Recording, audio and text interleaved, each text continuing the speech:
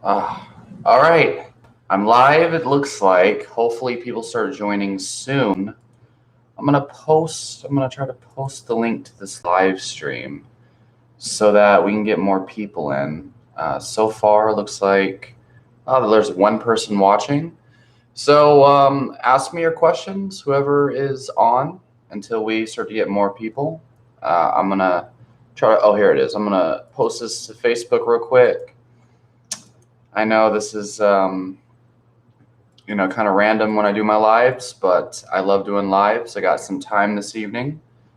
Got to wake up early tomorrow for an awesome interview with an awesome company, but I'm going to do probably another 3 hour live stream on accident. So ask me your questions, you guys, while I post the link to Facebook.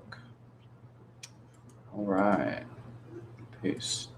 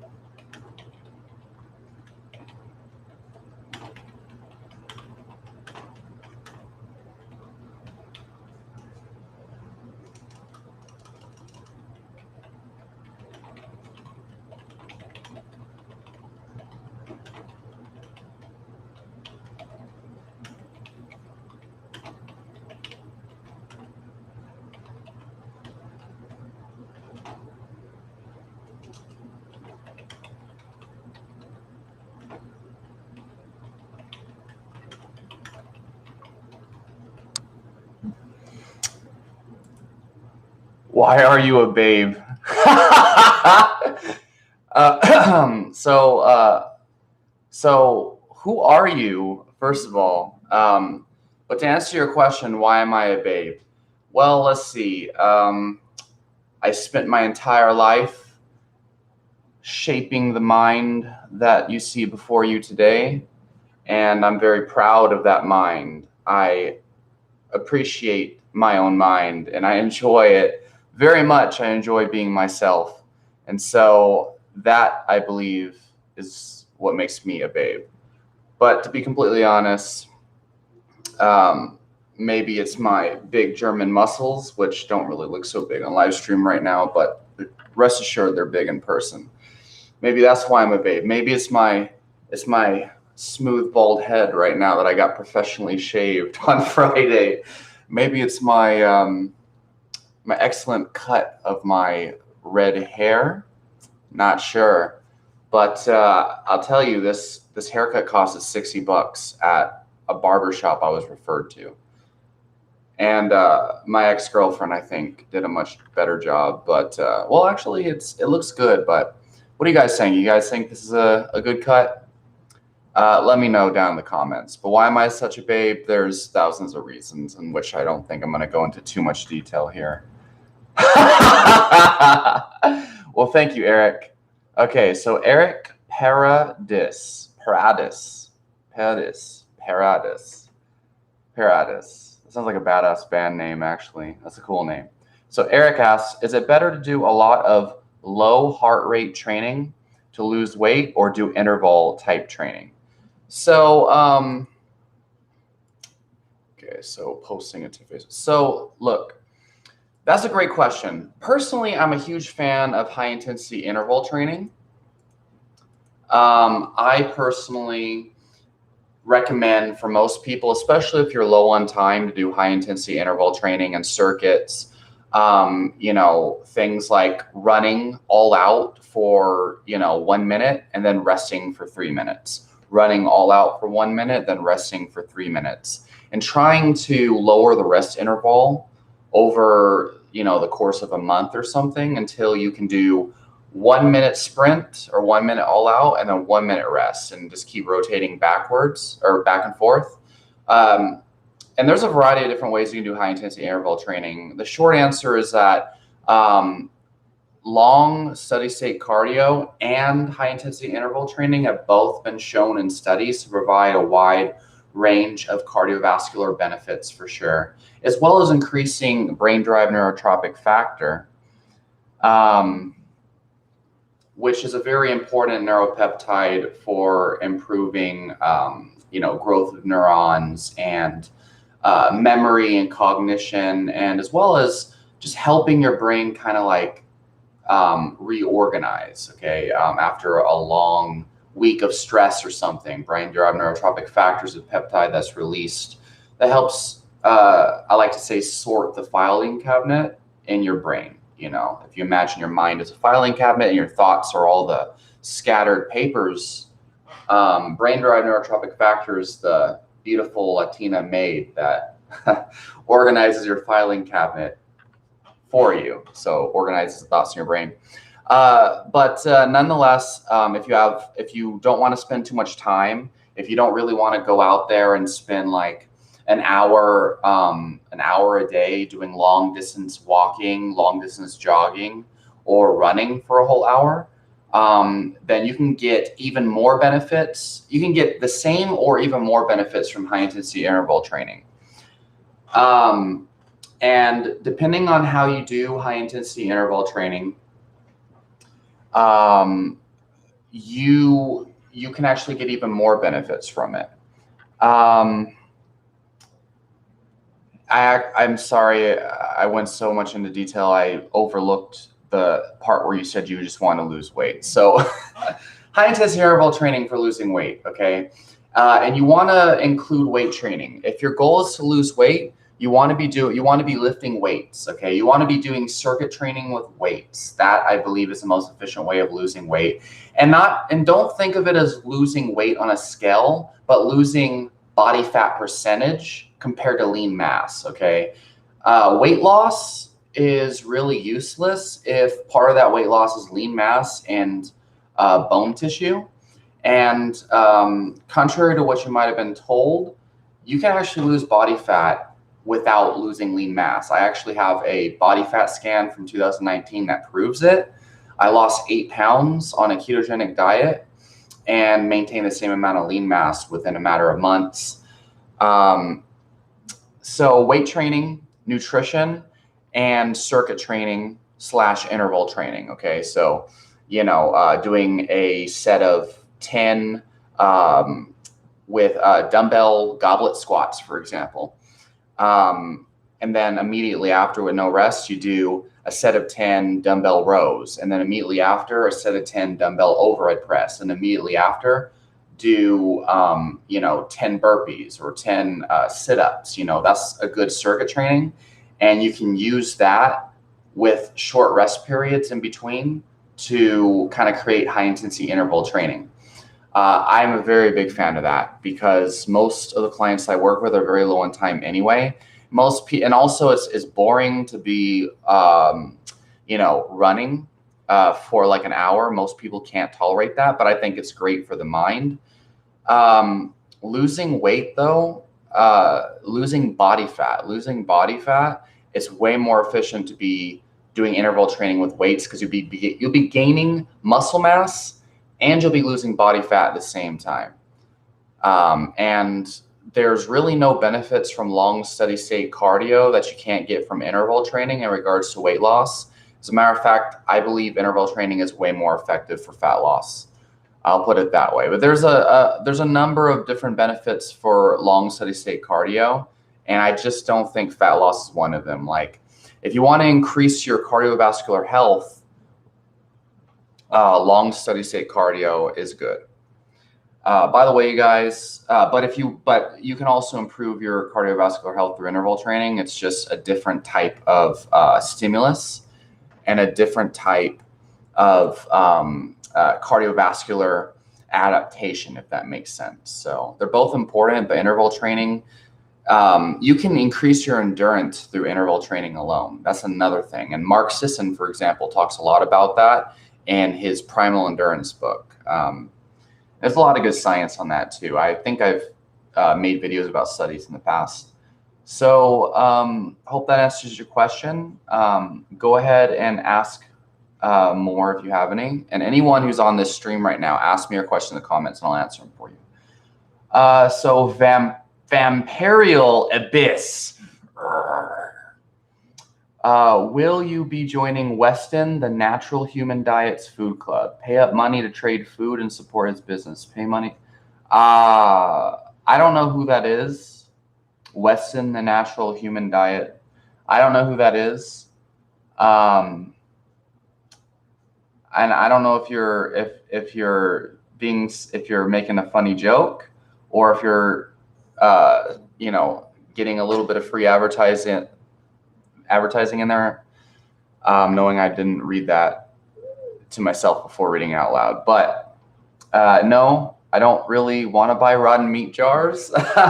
But a really informative caveat on that is that human beings have actually been eating rotten meat and rotten flesh for hundreds of thousands of years. So and let alone raw meat that's not rotten. So I just want to say that Western culture is so brainwashed, man. And I don't eat rotten meat, but you ever wonder how human beings got the idea to start fermenting soybeans to make natto, or fermenting cabbage to make kimchi, or fermenting cabbage to make sauerkraut? Fermented foods first came in the form of dead roadkill that was basically scavenged, carcasses that were laying out in the savannah from carnivorous animals that human beings have scavenged. That was before we learned to hunt. So, anyway, hope that answers the question you didn't ask.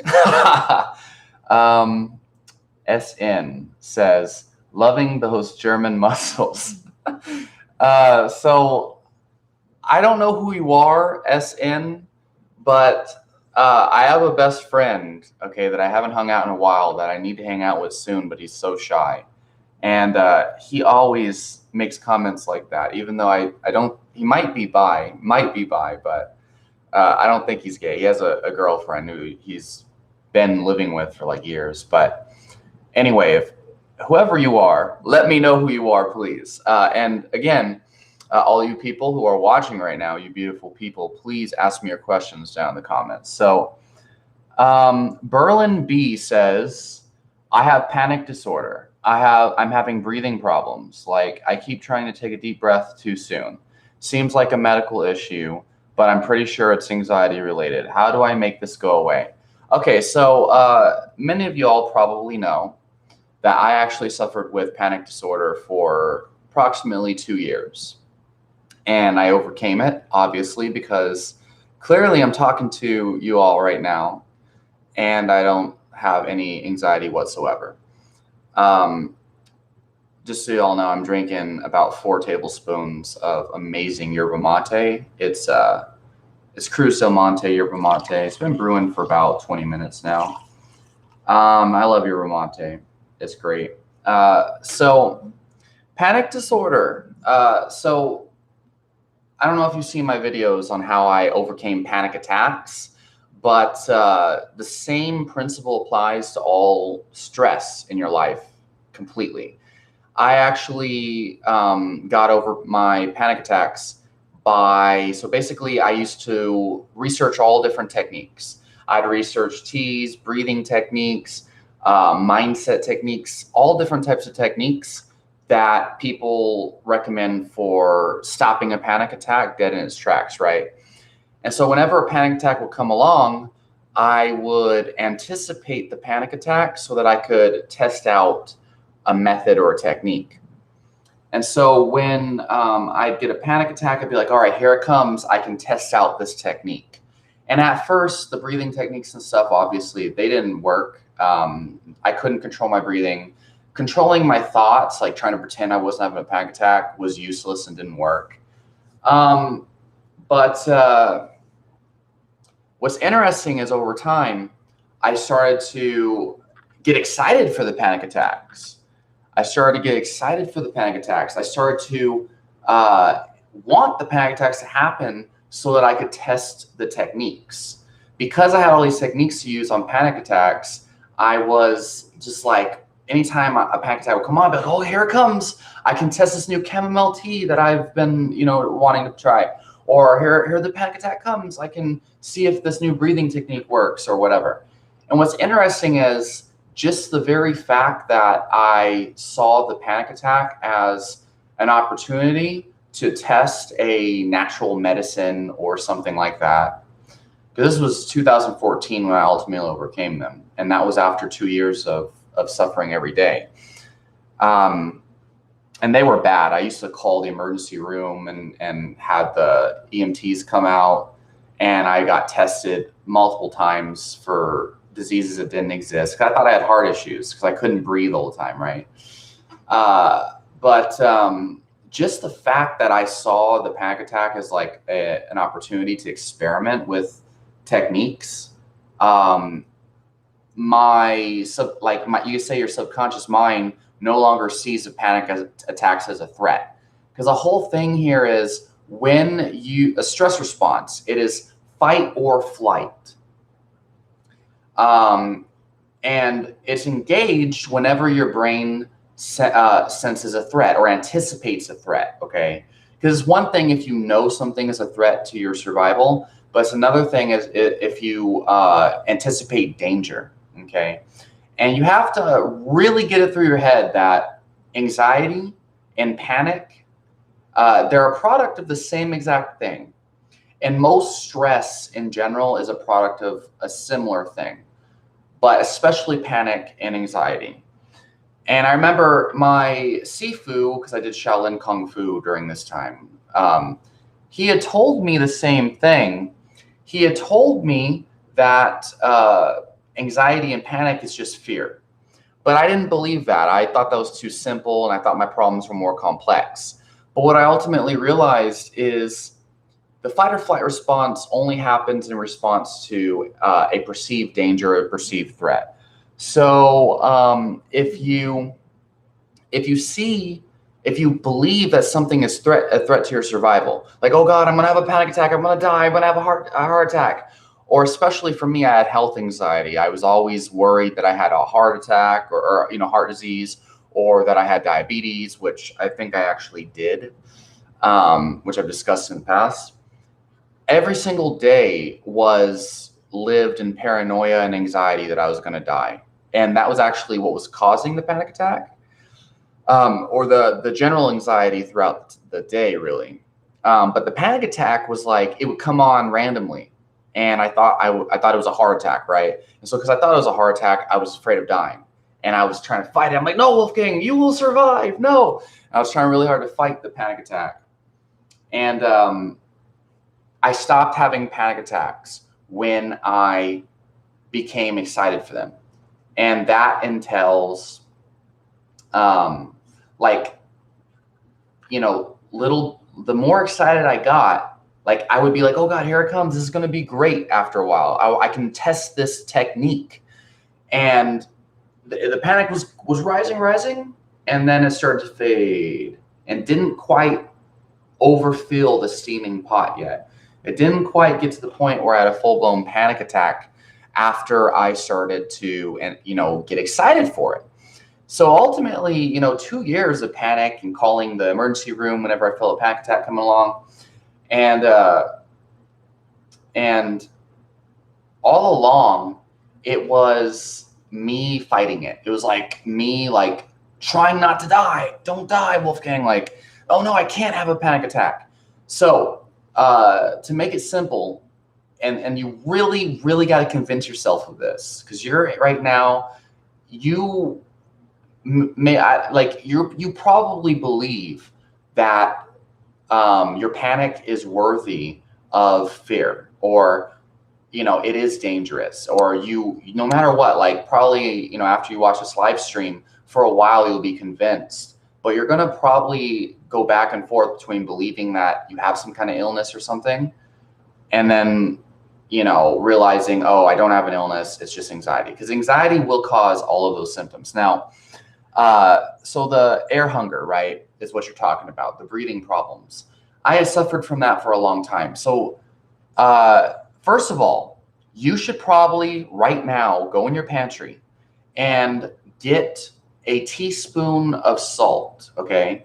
A teaspoon of regular sodium salt. because another thing I realized is that I was low on salt. So I removed the panic attacks from my life, and I think the panic attacks might have partly been also caused by what they call hyperventilation syndrome. Okay, that's what you're talking about. That's what you're describing.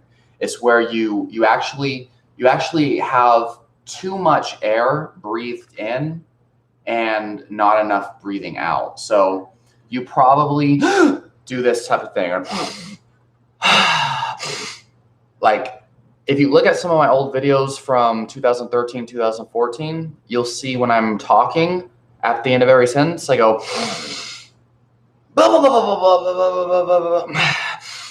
and like I was literally like it's a form of hyperventilation, and it throws off your CO2 to oxygen levels.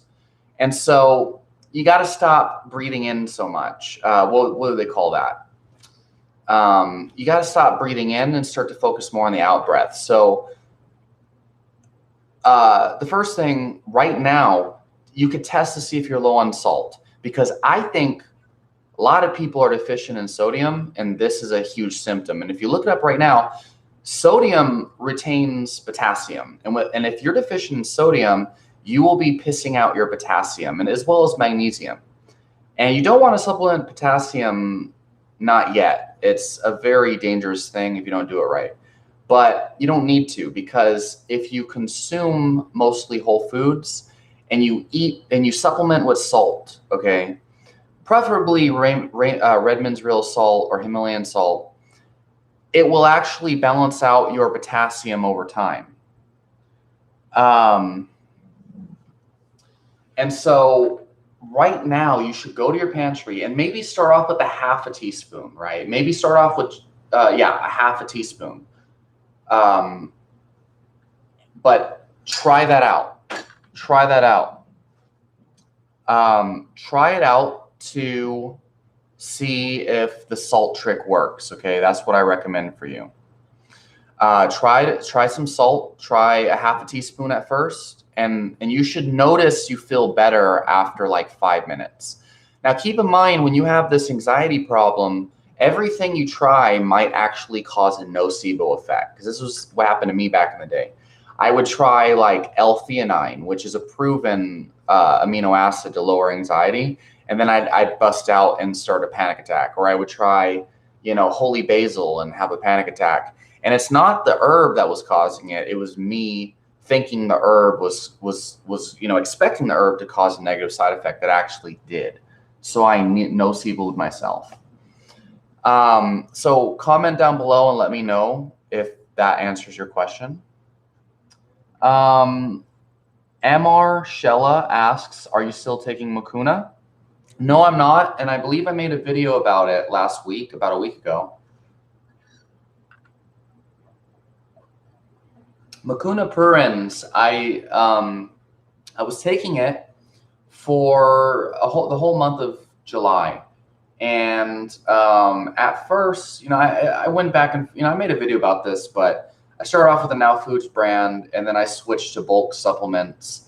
And I started off with a 1/4 of a tea, like with a really small dose, and it didn't give me the effect I wanted. So I increased it over the period of about 2 weeks until I was taking a full teaspoon, like twice a day. And the bulk supplements brand Mucuna was horrible, made me feel super high cortisol, super stressed out, and just was driving me crazy, really. And I think that was a bad extract is what it probably was. But then I switched back to Now Foods, which I've had good experiences with over the years. And at the beginning of this, actually it is July right now, so it was throughout June that I was taking Mucuna. But at the beginning of July, I recognized the whole month of June I was feeling tired. I was wondering, why was I feeling so tired? And the tiredness would always happen about 30 minutes after I would take the Mucuna. And I thought that it was just, normal, or I wasn't eating enough carbs or something. And so I tried doing the repeat diet for a week, and that made me feel like crap, but didn't solve my fatigue. Long story short, I found out that it was the Mucuna pruriens, okay? The Mucuna was causing me tiredness. And I looked up, I looked up the problem on Google, and I found a forum full of Parkinson's patients who take Mucuna to remedy their Parkinson's disease. And what they said is that it does make them tired, and they choose to take Mucuna before bed to give them better sleep and give them the benefits of Mucuna on Parkinson's disease the next day. And so at the beginning of July, at the beginning of this month, I decided I'm going to stop taking all supplements. So that was about a week ago, actually a week and 3 days. I said, I'm going to stop taking all supplements. I'm going to go strict carnivore diet and zero carb.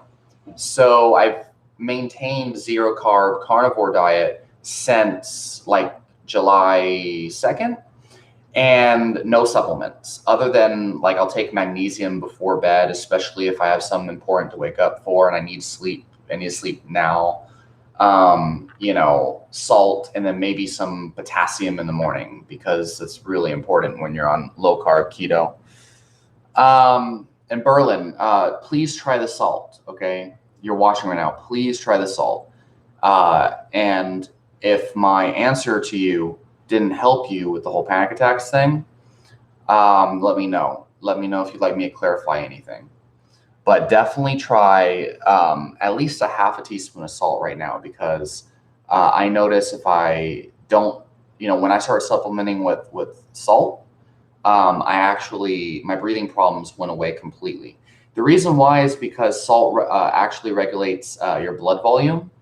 And when you don't have enough salt, you can develop circulation issues through irregularities in your blood volume. And so that can manifest itself as trouble breathing. And it's a very common symptom of electrolyte imbalance. And if you just start to supplement with salt, especially pink salt or Redmond's real salt, one whole teaspoon is a good idea if you don't have kidney issues, blood sugar issues, or anything like that. Like if you don't have diagnosed diabetes, heart failure, or you're not taking medications and things and don't have kidney issues, you should be able to eat 1 teaspoon of salt in about 12 ounces of water and have no ill health benefit or health effects. Okay. And that's a really important thing to try out. 1 teaspoon of salt, because you should feel a difference within 5 minutes if that's the problem. And think about that. You could suffer for years like I did, or you could just take a teaspoon of salt and see if it helps. But the other thing is, like I said before, you need to release the resistance to stress. You need to change your perspective on stress. And there's multiple ways of doing it, and I've made many videos on it in the past. I'll make more videos on it starting tomorrow, by the way. So if you guys want me to make more videos on anxiety, let me know in the comments if that's something you're really interested in, because I know a lot about anxiety. There's a lot to talk about. Okay, so Mucuna, I stopped taking Mucuna because it made me feel tired. Didn't give me the boost in the gym I wanted. Didn't give me the boost of productivity I thought it would. I've actually found bulletproof coffee with MCT oil, with brain octane oil, and about 2 tablespoons of grass-fed, grass-finished butter, some protein powder and raw eggs in the morning. Seems to really get me motivated and productive. But it has to be with the right coffee beans. I know it's one of those controversial things, and Dave Asprey definitely is not someone that you should just like believe straight up. But there's something about his coffee beans, and you know me, I'm very sensitive to these things. Something about his coffee beans that makes me feel way different than the cheap shit I usually buy from the store. And I've also tested out multiple organic, shade-grown, high-altitude grown coffee beans that I grind myself. None of that compares to bulletproof coffee beans. I don't know why. And it feels to me, and the other people I know that drink bulletproof coffee beans, it feels like he spikes it with theanine or something like. But that would be extremely illegal. But that's how it feels. So I know that there's a difference. So let's see. Not taking Mucuna anymore because of the tiredness. SNN says, have you ever used steroids? No, I have not. I have a friend that's been talking to me about it for like a couple months.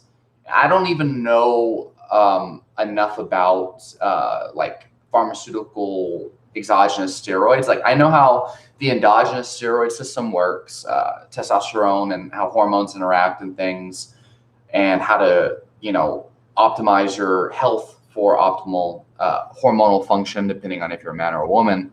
But I've never taken steroids, and I don't look like I'm on steroids. My lifts are fucking ridiculously pathetic. If you look on my Instagram, like right now, I can deadlift like 405 for reps, which is ridiculous. I used to deadlift way more than that.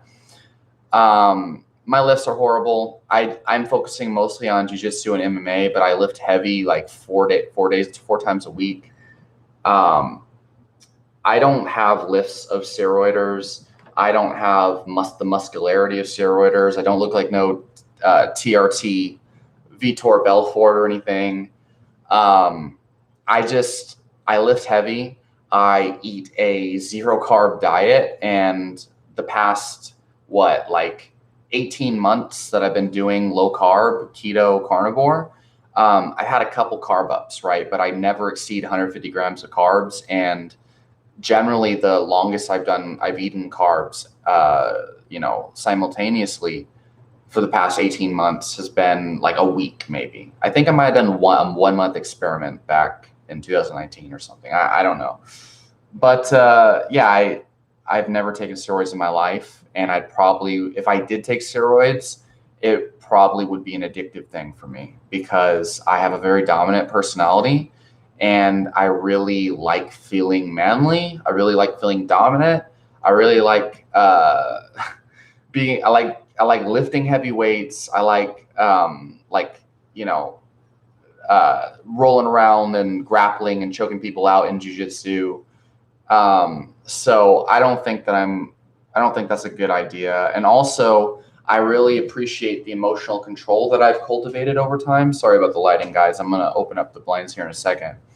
So steroids, I don't want to end up like Chris Benoit. I don't want to end up with emotional issues. And I think most humans on this planet, their lack of emotional control is fucking pathetic. And a lot of that does have to do with hormonal dysregulation due to horrible nutrition. But yeah, I don't ever plan to do steroids. Maybe when I'm 50, if I need it, testosterone replacement therapy, maybe, but that's a slippery slope, especially if you don't know enough about these things, because doctors don't really seem to even know about it either. I have a relative, I'm not going to say who he is, but a relative who's like in his 60s, and he was on TRT for like 2 years. And he developed, they said he developed some kind of cancer, like rare blood cancer or something. It was really sketchy. And I think that the doctors didn't know what they were doing. When he first started, they weren't giving him estrogen blockers or something. So that's scary. And it's not something I want to fuck with. Like, I mean, I make videos about why pornography is unhealthy. Supernatural stimulus that your body is not able to, it's not adapted to. I talk about even isolated caffeine supplements being problematic. It's better to drink tea, I'm not really a fan of isolated supplements in that way, or exogenous hormones and things that potentially can cause health problems down the line.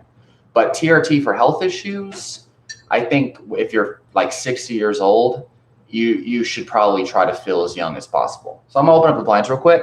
Ask me more questions, you guys. And Kathy, if you're still there, I just want you to know that I appreciate your comments and I appreciate you watching. Definitely post a ton of comments, guys. Don't hold back. Give me a ton of things to answer. Okay, I'll be right back. I gotta open up the blinds that are lighting. You guys can probably hear me. But yeah, open up these blinds so that it doesn't look like a damn dungeon in here. See if that's better.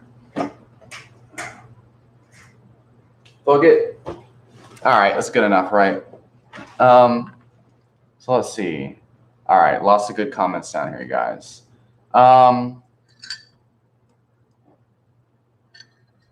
Let's see.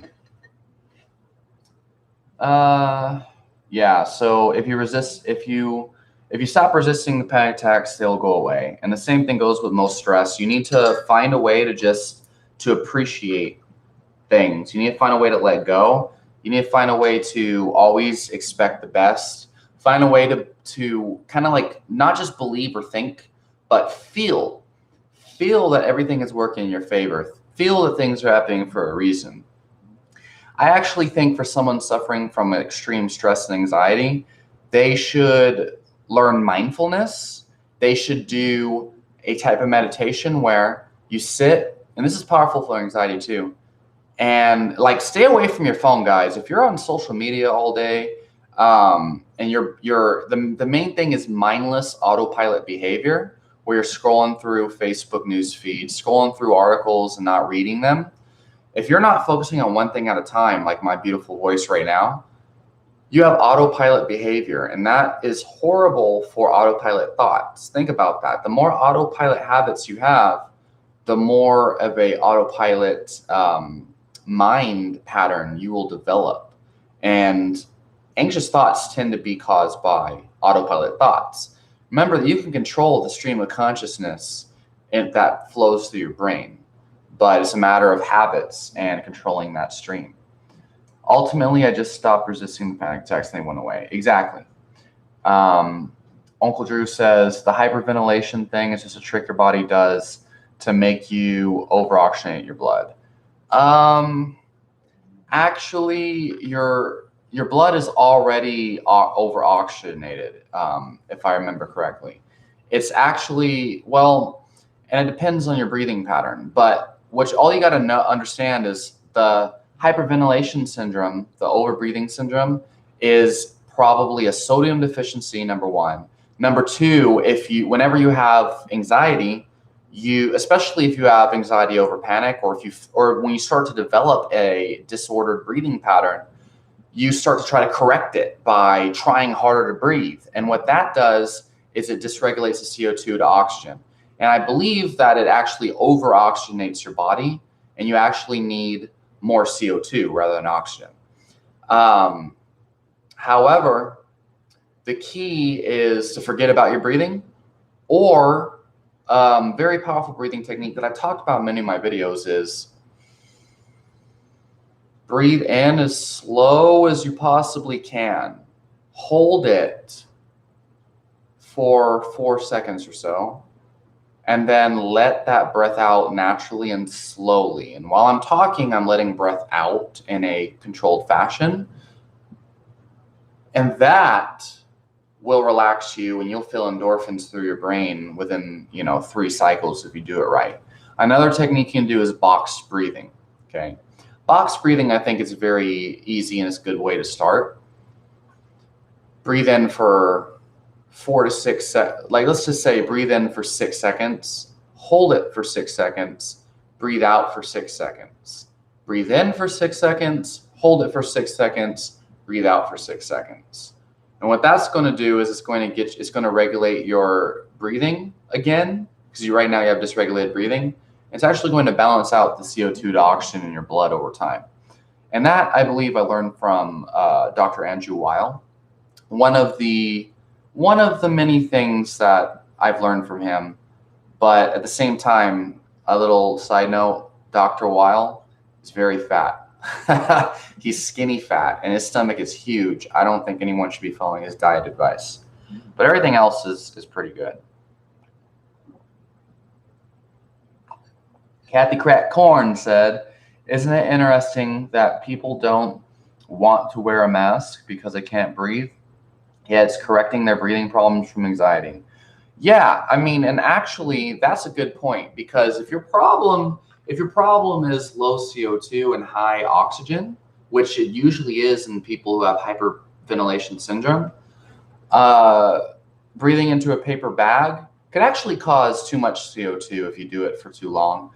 But I think wearing a mask can actually help people with hyperventilation syndrome, because it can help to kind of compensate for their over intoxication of oxygen, But I think the mask is a very, it's a shaky subject. I've seen some evidence that suggests that the particle size of COVID-19 is too small to be effectively filtered out by even the masks that they wear in surgery rooms. The pharmaceutical grade masks that doctors wear don't seem to even be effective at filtering out the virus as far as its particle size. Now, does that mean that masks are not effective? No. But, to be completely honest, I think it's better to wear a mask. I think there's an overall net benefit of wearing a mask compared to not wearing a mask. Personally, I would recommend everyone to just, avoid all the foods that hinder immunity and that cause metabolic syndrome, which is the main risk factor for serious complications of COVID anyway. And no one will really need to worry about masks. Maybe some people will still get serious complications, but the death rate already, as far as I can see from the data that's been presented to me, is nowhere near what people act like it is. First of all, and from the people that are actually dying is people with metabolic syndrome, is people with diabetes, high blood pressure, obesity, and then all the so-called healthy people that got hospitalized with COVID, the healthy young people in these articles. If you read deeper, I've read one who was 400 pounds. Was he 16 years old? But he was 400 pounds and had type 1 diabetes. And another one who had type 2. And then one who was on steroids, which steroids actually increase the buildup of atherogenic compounds in the arteries. And they also lower your HDL. And there's a wide variety of reasons why steroids they might actually, they do increase your risk for insulin resistance and things like that, depending on what you're taking. But he was eating a bunch of junk food and stuff. The point here, though, is wear a mask just so that you don't piss off someone around you. That's the main thing. And since they're mandatory where I live, I have to wear a mask so that I don't get charged with a $400 fine. I don't care. I'm not going to die from wearing a mask. And when I work security shifts, I have to wear a mask because my company will fire me if they find me working without a mask. But it gets real hot outside. But yeah, eat a healthy diet though. That's the ultimate thing you need to do to avoid COVID. Even these things so I think N-acetylcysteine, if you guys want to know about my recommendations on COVID, you can ask, but I've already made videos about it. Let's see. Mandy Allures says, hi. Hello there, Mandy. Kathy Crackcorn says she's been using pink salt. Yeah, and it helps. Exactly. Everyone should be supplementing with pink salt. Mr. Don Dune says, do you like Doritos? No, I do not. I think that that's a useless junk food. It serves no purpose at all. It is on the tier 5 of my carbohydrate hierarchy for a reason. It's, I believe that they make most of these chips with polyunsaturated vegetable oils. It's refined carbohydrates. It's a processed food with no nutrition at all. It's a horrible idea to eat Doritos. Back in the day when I was addicted to Monster energy drinks and I first lived on my own when I was 17, yeah, sure. I was 18. Sure, I used to eat Doritos back then. I have not had a Dorito. I don't even know how long it's been. It's been 2011 probably was the last time I probably had a Dorito, probably. Mandy Allure says, I recently purchased a Himalayan salt lamp. They give a beautiful warm glow and feeling. Yeah, I have one. One of my really good friends, my special friend, one of my greatest friends, they got a Himalayan salt lamp from their boss. Just randomly gave them a Himalayan salt lamp. And she brought it home to me and said, here, you can have this or whatever. My boss just gave me a lamp randomly. She's just joking around. She's like, hey, can I have that lamp? And he gave it to her. So I have a Himalayan salt lamp, and it's cool and all. I haven't really tested it out to see if any spiritual things happen to me. Maybe I should try, right? But for now, I'll just stick to consuming the salt. I had a desire to lick it, by the way. Kathy says that those lamps are very relaxing and it works for meditation. I'll have to try that. Let's see. I lost track here. Do you think drinking, so Nin Gull 28 asks, do you think drinking almond milk throughout the day would feed into insulin resistance? Honestly, if you want to drink almond milk because you enjoy it, then go right ahead. I don't think almond milk is necessary. Personally, if I drink regular milk, it's a source of calcium, it's a source of protein, potentially vitamin A and D, depending on what you drink. Although I don't really drink milk very often, or I don't drink it now because I stay zero carb. Almond milk, I don't really see a point in drinking it. And for me, I'm more about what purposes it serve. So if I were you, and if you enjoy it, sure, drink the almond milk. Stick the unsweetened stuff. Let's see, Uncle Drew, okay, so let's see, I got a lot of questions here. So hopefully you guys are enjoying this. So do you think ashwagandha is a testosterone booster? Do I think ashwagandha is a good testosterone booster? So Uncle Drew, so ashwagandha has very powerful cortisol lowering effects, absolutely. And anything that lowers cortisol is going to increase testosterone over the long term in smaller amounts, or increase the density of testosterone receptors, which is a new thing that's being discussed a lot more now. But the main thing here is there's actually quite robust evidence that ashwagandha is an effective testosterone booster.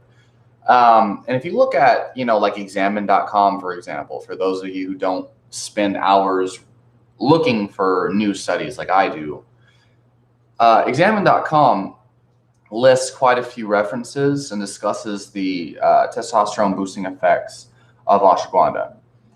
But, and yeah, and also it depends on what type you're taking. If you're taking the KSM 66, I've heard that has very powerful testosterone boosting effects. But I personally am not taking it now, but I took it for about most of this year up until June. And I found that it seems to calm me down a lot, seems to improve my sleep, but it makes me a little less motivated, I think. And I think that's from its cortisol lowering effects. And I think my sex drive becomes more geared towards real women, and it's a really good tool for people who are on NoFap. Some people claim it actually kills their sex drive. So I think it depends on which ashwagandha you're taking and what dose and for how long, and maybe even the person, because there's a lot of varying effects that are reported from people, but the science says that it is an effective testosterone booster. And Uncle Drew, let us know down in the comments, what is your experience with ashwagandha exactly that makes you think it's a great testosterone booster?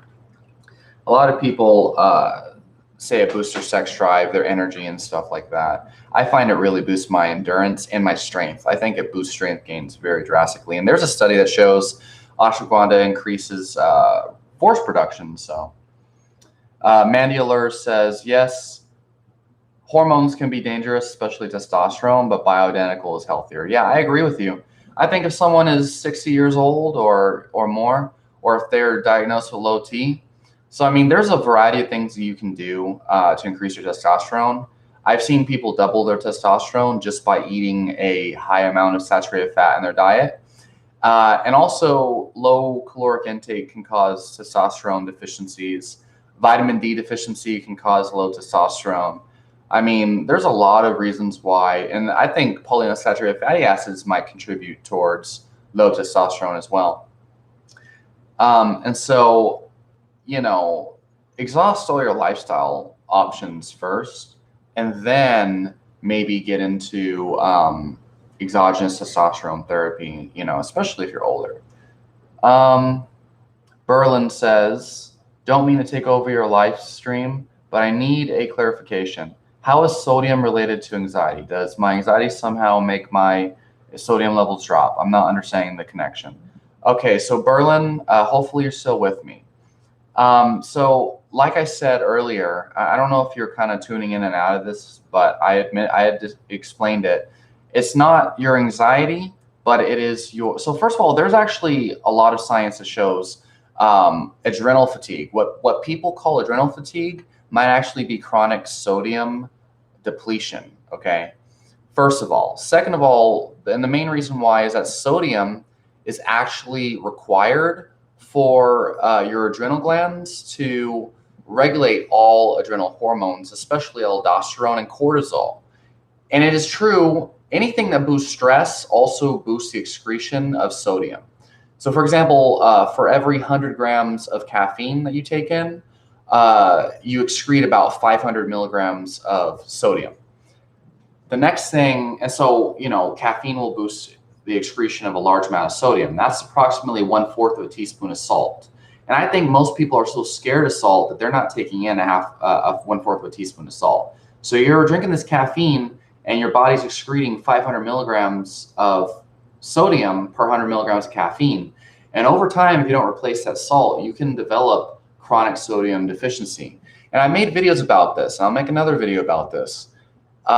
It doesn't even show on blood tests because there's, for one, your body does actually pull sodium from other parts of your body to regulate. Your parathyroid actually does this, to regulate sodium in the blood. Second thing is it can be at the lower end of the healthy range, and you can demonstrate hyponatremia, which is low sodium levels.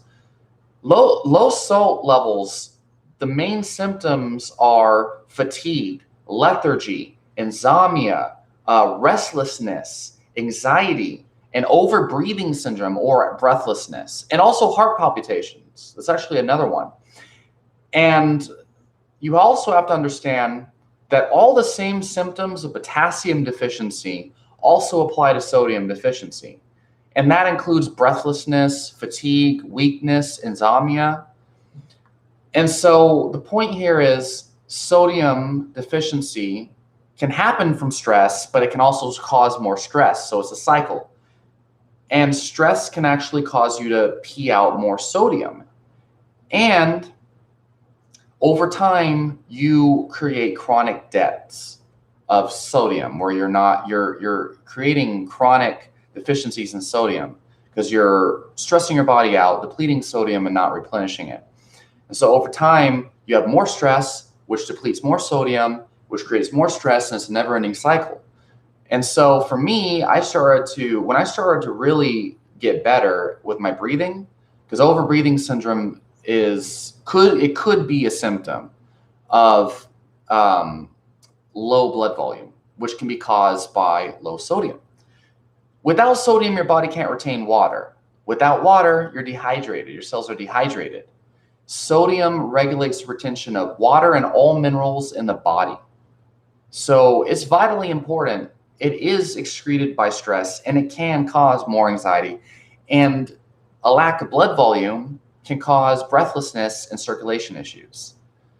And I found that it helped me a lot, tremendously. And some of the people here on the comment section mentioned that it helped them as well. Now, I'm not saying that is what's causing it, but really, you're not going to die from taking a teaspoon of salt unless you have kidney problems, diabetes, or heart failure, or you're taking some kind of medication or something that messes with fluid volume and the retention of water, like a diuretic or something.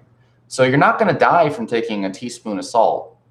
And you're just doing it as an experiment, because if it is a sodium deficiency, you'll feel better within 5 minutes, usually 10 minutes at the most.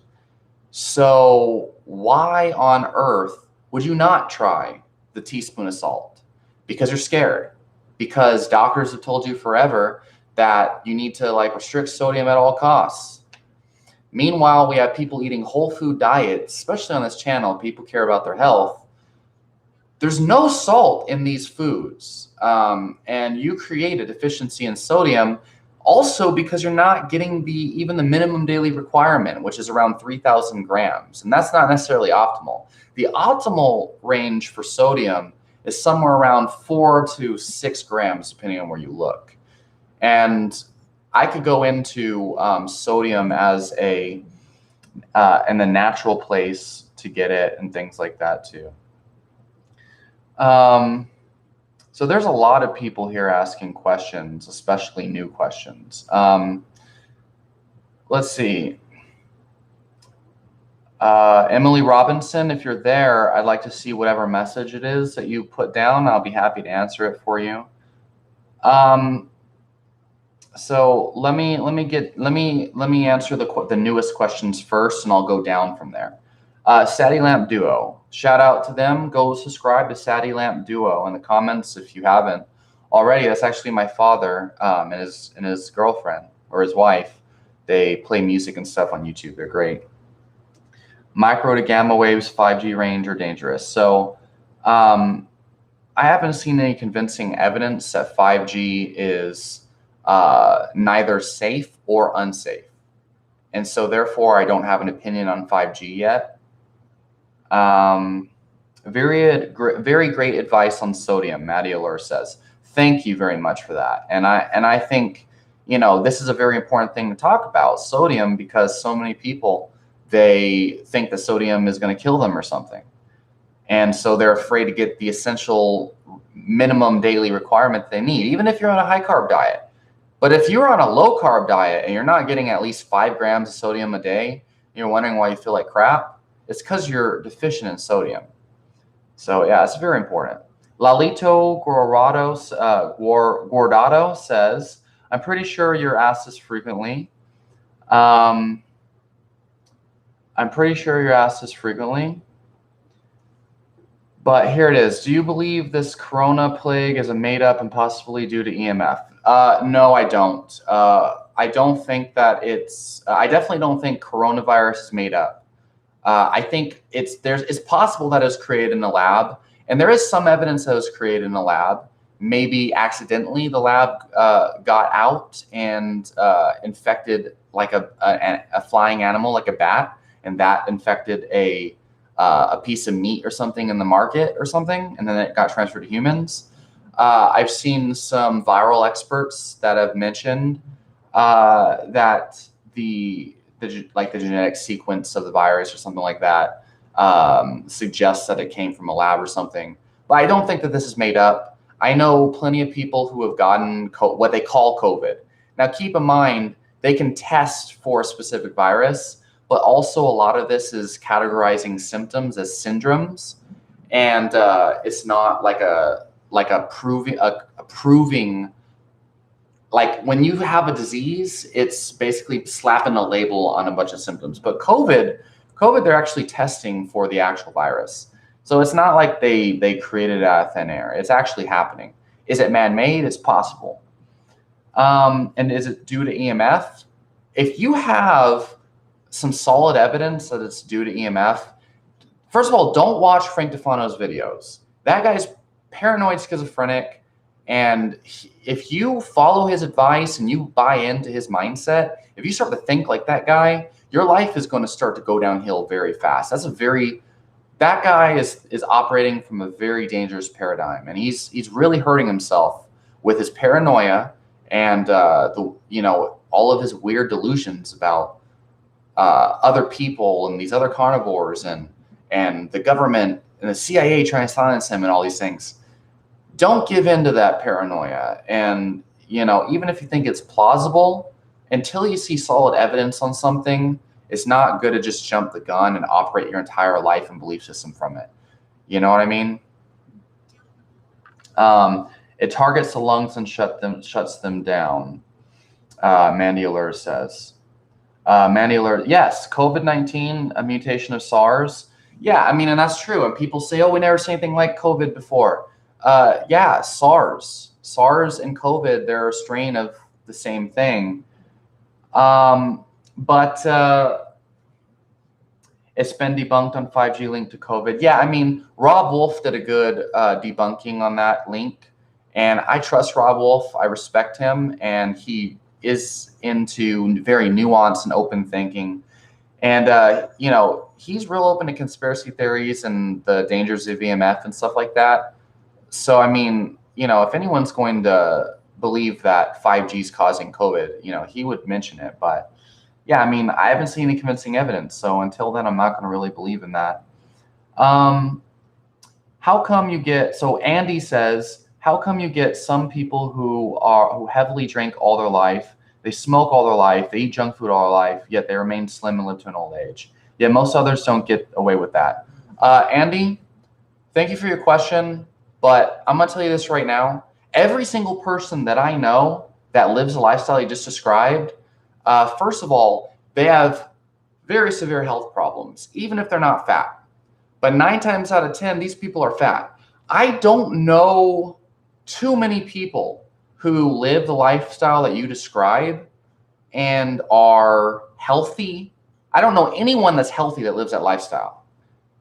And usually, if you don't study health science, you don't know what to look for in an unhealthy person. So it's very easy to look at someone and say, oh, that person, he has nice hair and a nice face, and he's thin, and he eats junk food and all this stuff, he's healthy. But the thing is, what you look like does not dictate your health. That if that person's dealing with seasonal allergies, for example, that's a nutritionally triggered issue that people don't know. People don't know that because they don't study autoimmunity. They don't study food sensitivities and these types of things. They haven't tried elimination diets and then seen their own seasonal allergies go away. So they think it's hocus pocus. The point here, though, is those people, if they're thin, I'm certain that they're having health problems. That's the first thing. The second thing is, so I haven't seen any. I know lots of people who smoke, who drink alcohol, and eat junk food. And if they eat, the more junk food they eat, the fatter they're going to get. And if they're not fat, then chances are when you see them eat, they might eat a lot, but they might not eat frequently enough to create, so I don't believe calories in, calories out is the only factor involved in weight loss. But I'll tell you, people eating junk food and staying thin, it's been shown over and over again that as long as you maintain an energy deficit, you can eat junk food and stay thin. But that doesn't mean you're going to be healthy. If you're eating polyunsaturated fatty acids, you're not healthy no matter how thin you are, okay? Don't listen to Lane Norton. If you're eating refined sugar, you're not healthy. If you're smoking, more than 2 cigarettes a day, you're probably not healthy. Factually, you're creating oxidation in your body. Reactive oxygen species, you're depleting your antioxidant status because of that. You're creating lipid perioxidation, which contributes to heart disease, which contributes to all sorts of inflammatory diseases and cancer. And people say, oh, if they're not suffering from disease now, their unhealthy habits will catch up to them later in life.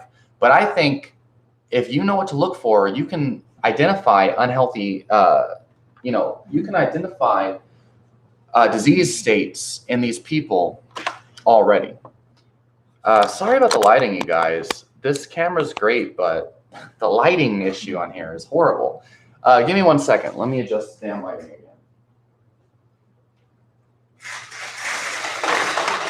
Or try to, for that matter. Holy crap, the lighting sucks here, man. There we go. That should be better. All right, that's better, you guys. Sorry about that. All right. Man, lots of good questions here. Let's see. The movie Spirited Away, so much like what's going on, no face, blah, blah, blah.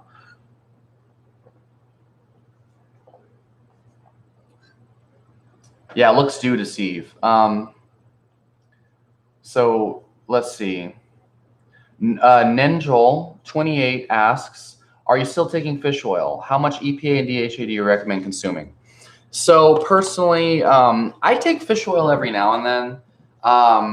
I think, so there's some people lately who have been talking about fish oil consumption, EPA and DHA, and they've been talking about how they're saying omega-3 fatty acids are not even essential, and they're saying that it can create more oxidation than the inflammation is supposed to solve. And they're talking about how fatty EPA and DHA and fish oil can go rancid and all this crap. And look, maybe that's true. There's actually a study that shows even rancid fish oil can actually decrease inflammation and improve mood and cognition and decrease inflammatory markers, even if it's rancid.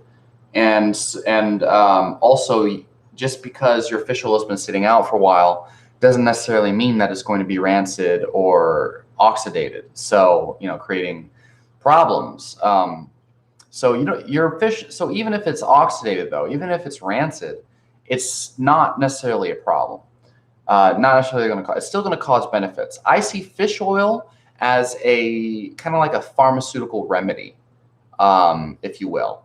If you've been eating a lot of omega-6 fats for most of your life, and you have not been eating enough wild-caught salmon, wild-caught fish, flax-fed omega-3 eggs or pasture-raised eggs, and so your polyunsaturated omega-6 intake has been super high for most of your life, then taking a fish oil supplement for like 2 years and removing all polyunsaturated omega, like the majority of the omega-6s from your diet, is a really good idea, first of all. The second thing is that there are clinically proven, it's been shown extensively over and over again, EPA specifically, but high EPA fish oil can actually improve symptoms of depression, can improve cognition and brain functioning.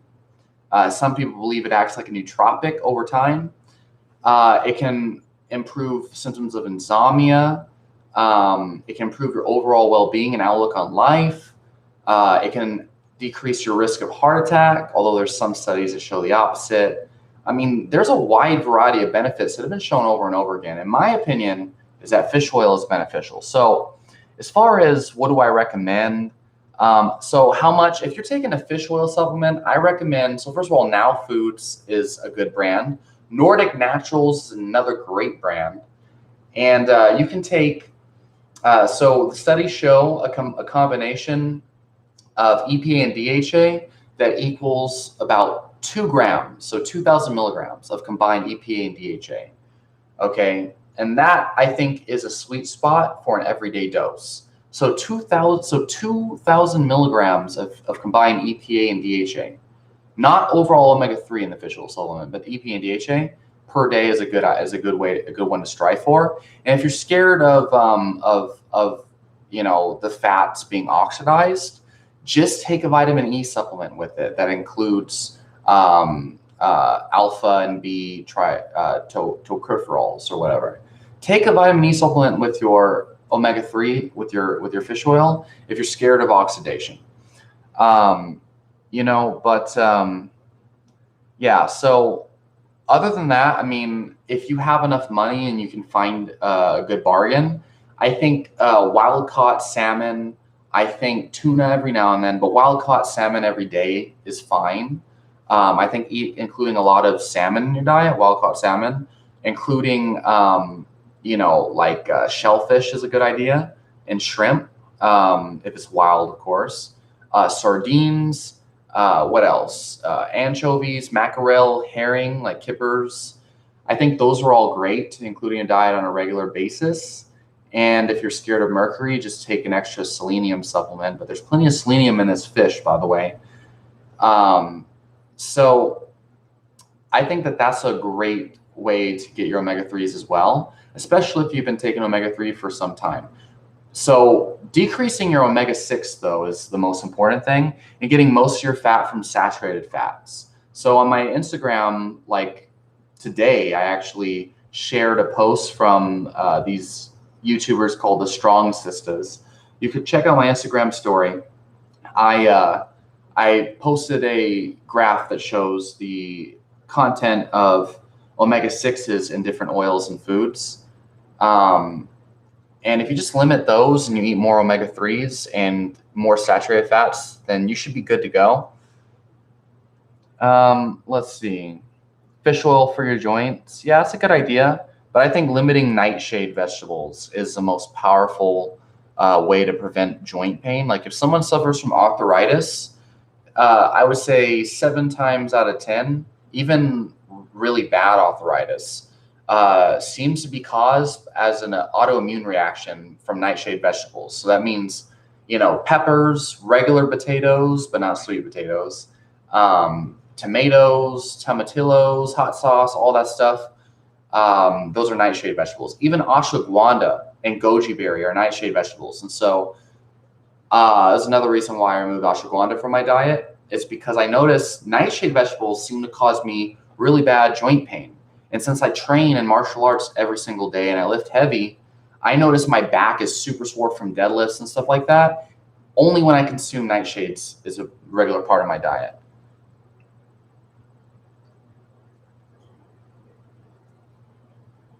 Andy, let's see.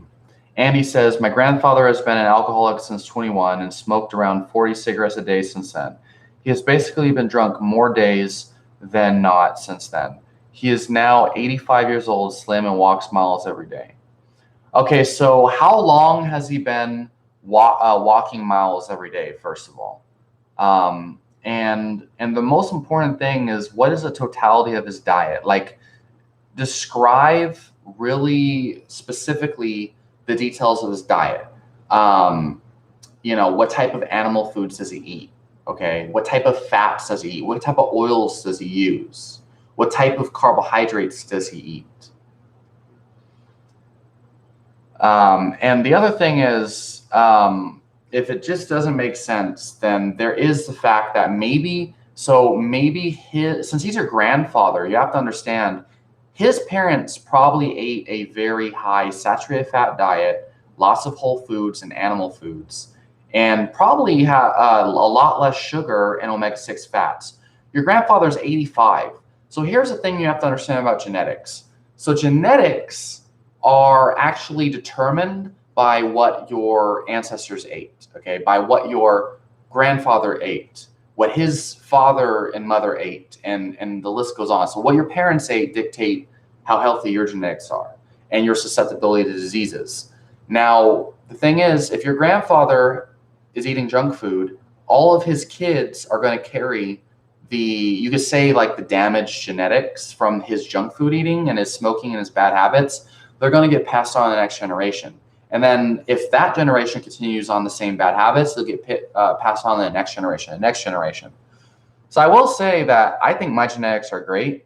So if my father, Eric, if you're watching this, I'm actually so proud of my genetics. I believe I've used them very well. So, but then again, if I don't eat unhealthy either, but, so the healthier you eat, if you plan to have kids, remember you're passing on your junk food, whatever damage your junk food did, you're passing that on to your children. Those of you who are listening. So if you have a grandfather who is super healthy and stuff, and he's 85, well, he's 85 years old. 85 years ago, the polyunsaturated omega-6 fats in the diet and the refined sugar in the diet was drastically lower. So heart disease, diabetes, and these types of things, and even obesity didn't start to become a severe issue until really the 1920s was the first time they started hearing about more cardiovascular disease and diabetes as well. Now, mind you, it might be because they got better testing. However, refined sugar and sodas and stuff like that didn't start to really increase in the diet till like the 1930s and beyond. And it was around the 1960s that refined foods really started to take off in America. And we've been in an upward spiral of diabetes and heart disease ever since. Okay, so diabetes, obesity, and heart disease skyrocketing since the 1960s. And our intake of all the foods, the polyunsaturated vegetable oils, even like chicken is a main source of polyunsaturated fats in a lot of people's diets now. And refined sugar and things like that is drastically increased since then. So I would say he is blessed with good genetics because the nutrition choices of his parents were so good, and their parents, because they weren't plagued and damaged by the refined foods and crap that we now have as like a main staple in our diet. If you go to the grocery store, I was just thinking about this today. I think about this all the time, but today it's really apparent. The main foods in most people's diet is refined flour, refined sugar, and refined fats. Literally, people are living most of their day on these foods. And I was watching like a vegan video earlier where they were talking about, it was a vegan doctor. Someone posted a link to the guy on the carnivore tribe forum where he was talking about this guy. Forgot his name, but he has a book called Gut Shield, and he was on some vegan podcast or whatever. And he was talking about how he was on a standard American diet, trying to do calories in versus calories out. He was weight training like multiple times a day or whatever. And he switched his diet from the calorically restricted American diet to the vegan diet. And he said that he started losing weight without restricting calories and without working out. And he said his realization was that all the McDonald's was killing people. And he said specifically it's the meat. Like, oh yeah, all the meat and the saturated fats and the fast food people are eating is killing people, even if they restrict calories. First of all, you will lose weight on fast food and junk and crap if you restrict calories.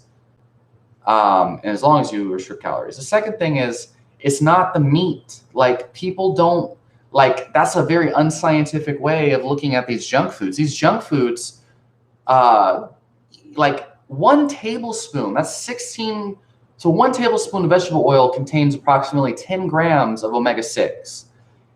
And that has very specific molecular mechanisms that create insulin resistance, and they change the way our fat cells work, that can contribute more towards obesity and fat gain.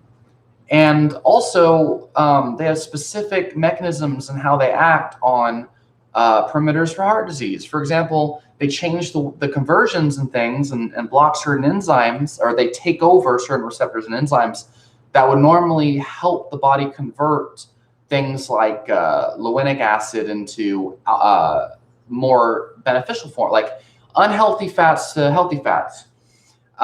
It interferes with the conversion of omega-6 to omega-3, for example.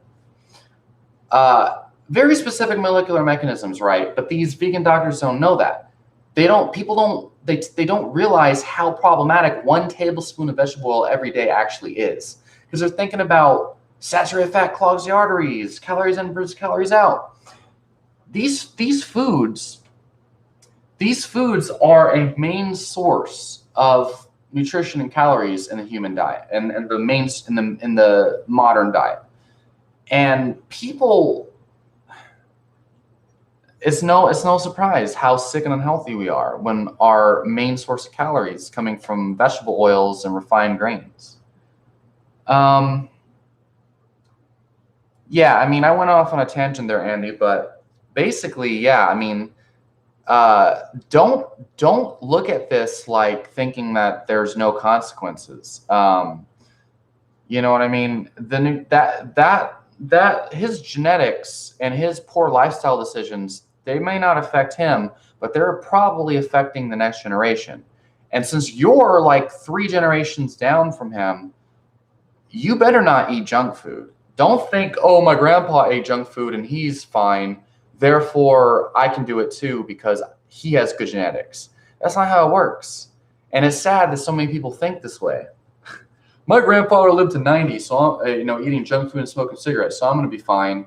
Your grandfather lived to 90 doing those unhealthy habits because his parents didn't.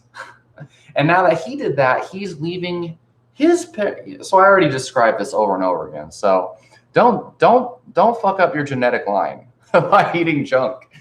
What's her name? Catherine Shanahan talks a lot about this. I was listening to her podcast with Dave Asprey earlier today, right? And they were talking about this. So Pottinger's cats is a classic, easy to understand study that demonstrates this in cats.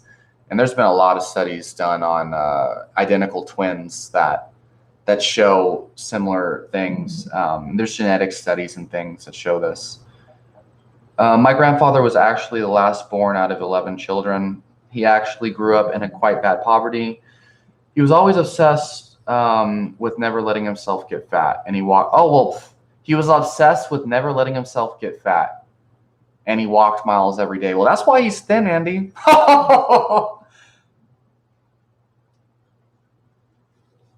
So Andy, I thought you said that your grandfather eats a lot of junk food. So you say your grandfather eats a lot of junk food, and you're wondering why he's so slim and healthy. But then you talk about how he was obsessed with getting fat, and he always walked miles every day. So meat and vegetables are the main things you want to be eating if you want to be healthy, first of all.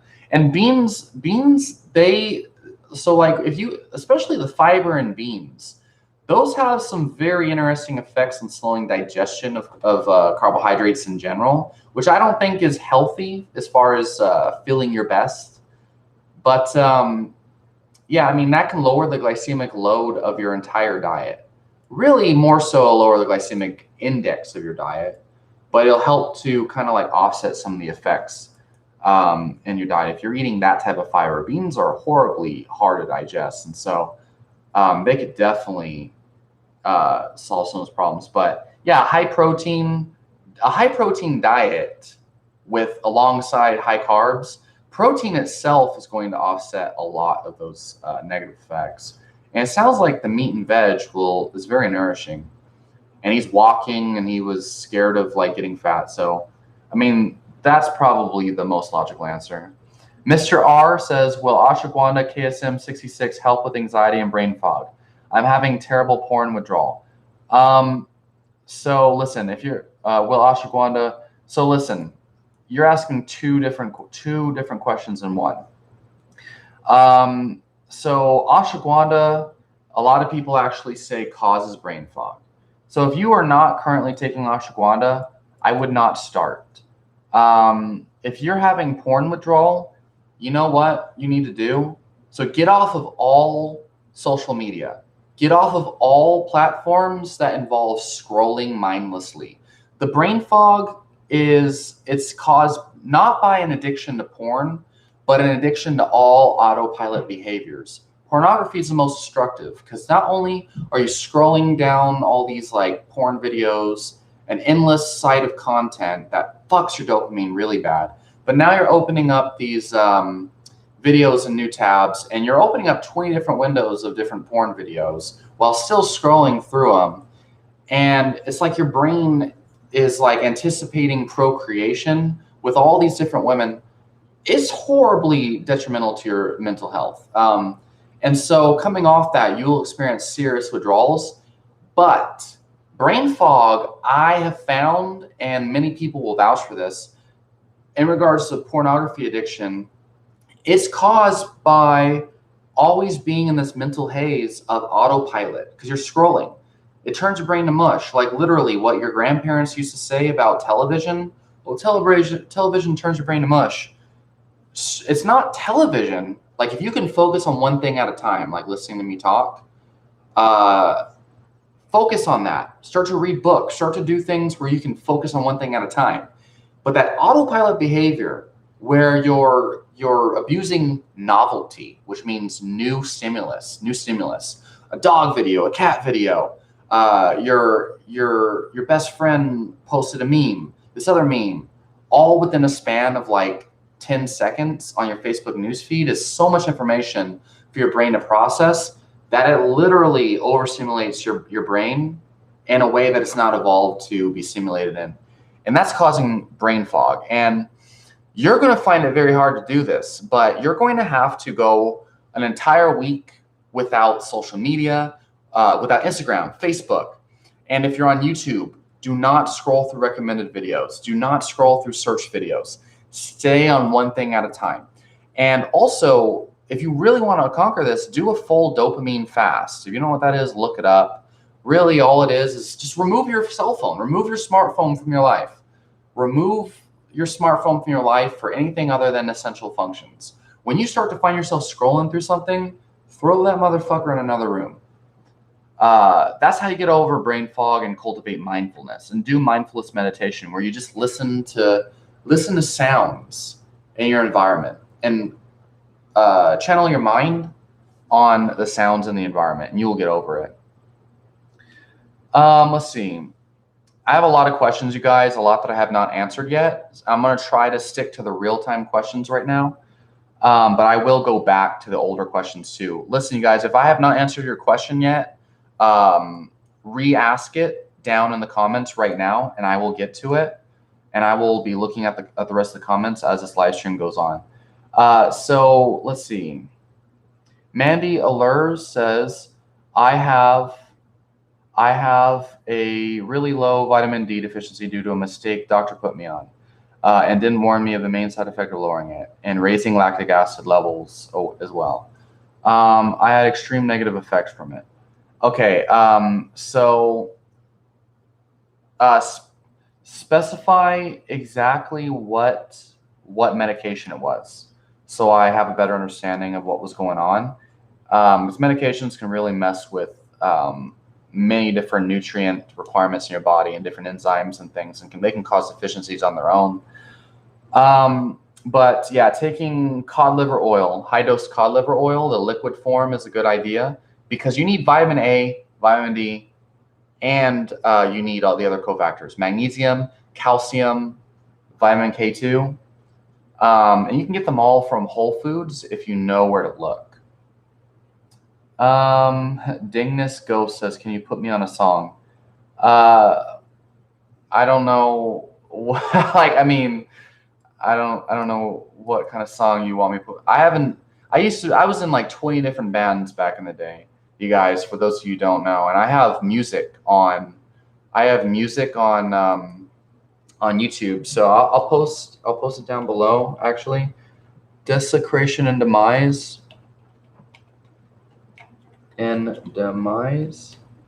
That was one of my band names, Desecration and Demise, from Dreams, Sands of Time. So that was one of my best recordings ever was from Dreams, Sands of Time. What anime should I watch next? Yeah, I don't know who this person is. I don't watch anime, but I was actually in a band, so you guys can check out some of my old bands. Desecration and Demise. I lost of live videos and stuff like that. I also had another band called Ninjas from Texas back in the day, but most of the recordings were pretty bad, so I don't recommend you look at that. Firstborn Art says, which Yohimbe do you recommend? So it depends on what you want, like what your intention is. So first of all, Yohimbe is a very strong thing, and some people even have told me after being on Yohimbe over the long term, when they come off of it, they develop like withdrawal symptoms. I'd be very careful with Yohimbe if I were you. But as a general rule of thumb, I generally would recommend the one I like is Source Naturals. Wait, no. Irwin Naturals Yohimbe Plus, or Source Naturals. Was it Mel Performance or whatever? Take a very low dose of Yohimbe bark extract. The Irwin Naturals one is okay. I like the Source Naturals version even better. Take a very low dose of Yohimbe bark extract, not yohimbine. So I would say Irwin Naturals, their product's okay. Just take one of their capsules, and see how you do with it. But be careful because that stuff can cause heart palpitations. You don't want to be taking it alongside large doses of caffeine. That stuff's very, it's hardcore. And it is good for erectile dysfunction. I wouldn't say asparagus is a cure for erectile dysfunction. I would not recommend one remedy for curing erectile dysfunction, because erectile dysfunction can have a multitude of causes. And for most people who suffer from, like, for example, pornography can cause something that's known as porn-induced erectile dysfunction. And that involves your dopamine receptors. People who are addicted to pornography, like I stay very far away from pornography, and I do my best not to. I also practice semen retention, unless I'm with a real woman, obviously, and I bust huge loads. And the thing is, if you are addicted to porn, or you're relying on porn, or you watch porn more than 3 times a week, um, then you could easily be hindering your sexual performance just because you're watching porn. So there's really no remedy or anything like that that's going to cure the problems that are caused by pornography use. And that would be kind of like saying, telling a meth head or somebody, that would be like saying somebody who is addicted to meth that taking ginkgo biloba is going to resensitize their dopamine receptors and cure their chronic craving for marijuana or for meth. Like, that doesn't work. You've got to remove the problem. Hey, Firstborn Art, thank you very much. I appreciate your feedback. So yeah, Irwin Naturals has a good product. So does Source Naturals. I believe it's Male Performance. I have like 4 of those in my cabinet that I've had there for years, and I stopped taking it because it gets me too jacked, gets me too wired, and I don't really need it.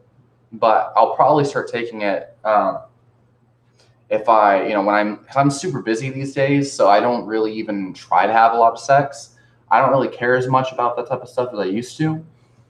But I feel like in the next couple of weeks that might change, and so I'll probably try taking it as an experiment, because Yohimbe will get it will really work. Yohimbe is amazing for erectile dysfunction. I will say that. Amanda Lors, it was for liver. I had elevations in liver enzymes. So elevations in liver enzymes does not indicate a problem that requires medications, just so you know. It's also common from gallstone related. Oh, well, if you have gallstones, that might explain your liver enzyme elevations. During the time, gallbladder removal, that sucks. It would, yeah, so that sounds like a complicated health problem, and I'd recommend you get in touch with a functional medicine practitioner to talk about that. Because when you're involving gallbladder surgery and medications and stuff, it's now a delicate balance that requires lab testing. Cody Vezio, I like to see you debate vegan gains and nutrition. So, many people have asked me if I want, why don't I debate vegan gains and stuff like that. So first of all, the fact, if you've ever seen Vegan Gains and his friend, what was his name? If you know yourself or whatever, and their debate with Jay Dyer and Primal Edge Health, and their debate where the guy kept repeating himself over and over again. That was that was a hilarious debate. That is the reason why I don't debate them. Well, actually, that was a good debate on Vegan Gains' part, and I think Vegan Gains made them look like idiots. But even though I am a carnivore dieter myself, and I am a fan of I used to be a fan of Primal Edge Health, but the main thing here is that most people who believe in veganism, they don't have any plans of changing. Like, they don't have any plans of like the main problem with vegans is that they are so far with their head up the ass of vegan research that they don't even take enough time to understand how ketosis works to be able to debunk it. And so when you start to talk about ketogenic diets, so let me give a great example here, because there's many reasons why I don't debate vegan gains, but here's a good reason why. Again, I was watching this, I listened to this whole podcast on the Forks Over Knives YouTube channel with this vegan doctor who made this book called Gut Shield or something. And he's a board certified gastroenterologist. And he was talking about how you need fiber. First of all, he was talking about all these unsubstantiated claims of the gut microbiome, which have not been proven. There's no real intervention trials on humans showing causality between gut microbiome and health outcomes, as in like we don't know what a healthy microbiome is. We just know healthy people have a certain makeup of gut bacteria, and they also have healthy, good health outcomes. So that's the first thing, and that's called healthy user bias. And it's correlation doesn't equal causation. The second thing is they were talking about how you need short chain fatty acids to feed the gut lining. And they were talking about how fiber is the only source of short chain fatty acids to provide these short chain fatty acids for the gut. And that is a clear indication that they have no fucking clue what they're talking about. So first of all, what are these short chain fatty acids? Butyrate, propionate, acetate. So what are some other sources of these short chain fatty acids? Butter gives you butyric acid directly. Being in ketosis, if you take MCT oil, for example, C8, brain octane oil, that directly will actually convert within like 20 minutes into beta-hydroxybutyrate, which is technically a product of short chain fatty acids. And so you can get a source of butyrate not only from eating things like butter and coconut oil, but if you're in a state of ketosis, you have butyrate floating around in your gut, in your blood. And there's actually there's evidence that these things can actually circulate to the gut and heal the gut lining themselves. That's the first thing. The second thing is that they were saying that the fiber is only found in plant foods. It's actually not true. So there's actually, I don't remember what it's called exactly, but there actually are fiber-like substances found in meat. And I believe it's mostly found in the joint tissue, like the gelatin and things like that. And the what do you call it? Like the grizzle or whatever. The tough parts of the meat, those actually have fibrous-like substances that there's actually there's mechanistic data that shows it can actually feed the gut in the same way. And it can actually create short-chain fatty acids in your gut after it's digested. And so saying that there's no fiber in any other food than plants is wrong. And saying that you need plants to create these short-chain fatty acids for the gut is wrong. And saying that it's proven that the gut microbiome is the most important part of your health is wrong. And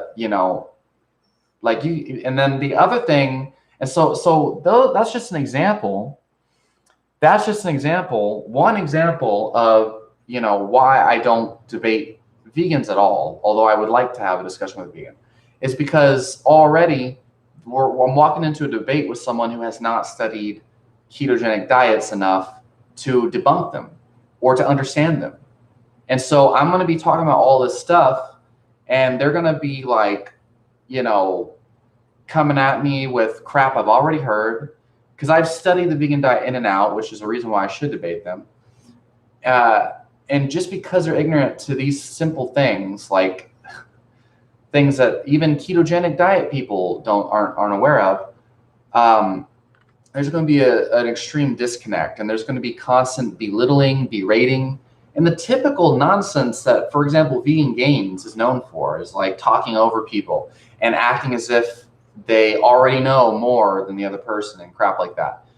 I would like a discussion between two people. Yeah, I mean, he's not actually trying to understand these things. Exactly. I mean, so, and he's gotten better over the years, but it's a lot of stress. It's a lot of stress as well. And I've already been vegan for an entire year. I don't really, and also I bet you Vegan Gains probably cheated on the diet. Now, I just have a feeling, because here's the thing. I don't know whether he did cheat or not, but I'll tell you this. Anybody who associates their identity with vegan or with even NoFap, right? They're not going to go out and risk their entire public image just in the name of honesty. If Vegan Gains ate a steak, he's not going to go on fucking camera after criticizing all these ex-vegans like John Venus and stuff. He's not going to go on camera and tell people, like, yeah, I confess to eating meat, blah, blah, blah, because now every time because he's known for talking shit to people who eat meat. So now people are going to look at him as a huge hypocrite, like the worst hypocrite. He'd be the worst person to come out saying he ate meat. Yeah, right. I did it wrong. No, I actually, at first I was doing it wrong. I was raw vegan for 2 to 4 months. And then I switched to the starch solution, and then I started to implement all the recommendations from Michael Greger, like around April of 2015, and then in June 2015, that was when I said fuck veganism. It's causing me all sorts of really. It's funny. The more plants I ate, the more symptoms of gut dysbiosis I had. Again, I was watching this vegan doctor I'm talking about today, and he listed all these symptoms he says are caused by gut dysbiosis, and he said the solution is to eat a plant-based diet. When I ate a plant-based diet, all the symptoms of gut dysbiosis that he listed were in full fucking swing when I was vegan. And when I went paleo, literally overnight, like within 2 days, all of those symptoms of gut dysbiosis went away. And I noticed the less plants that I eat, other than fruits, the less plants I eat, the less symptoms of gut dysbiosis I have. So, fuck that. What about Raw Bliss? Yeah, Raw Bliss, he needs to seek help fast. That guy has some serious mental issues, and he lives in Thailand, so he's not going to be getting any help. And he's suffering from orthorexia-induced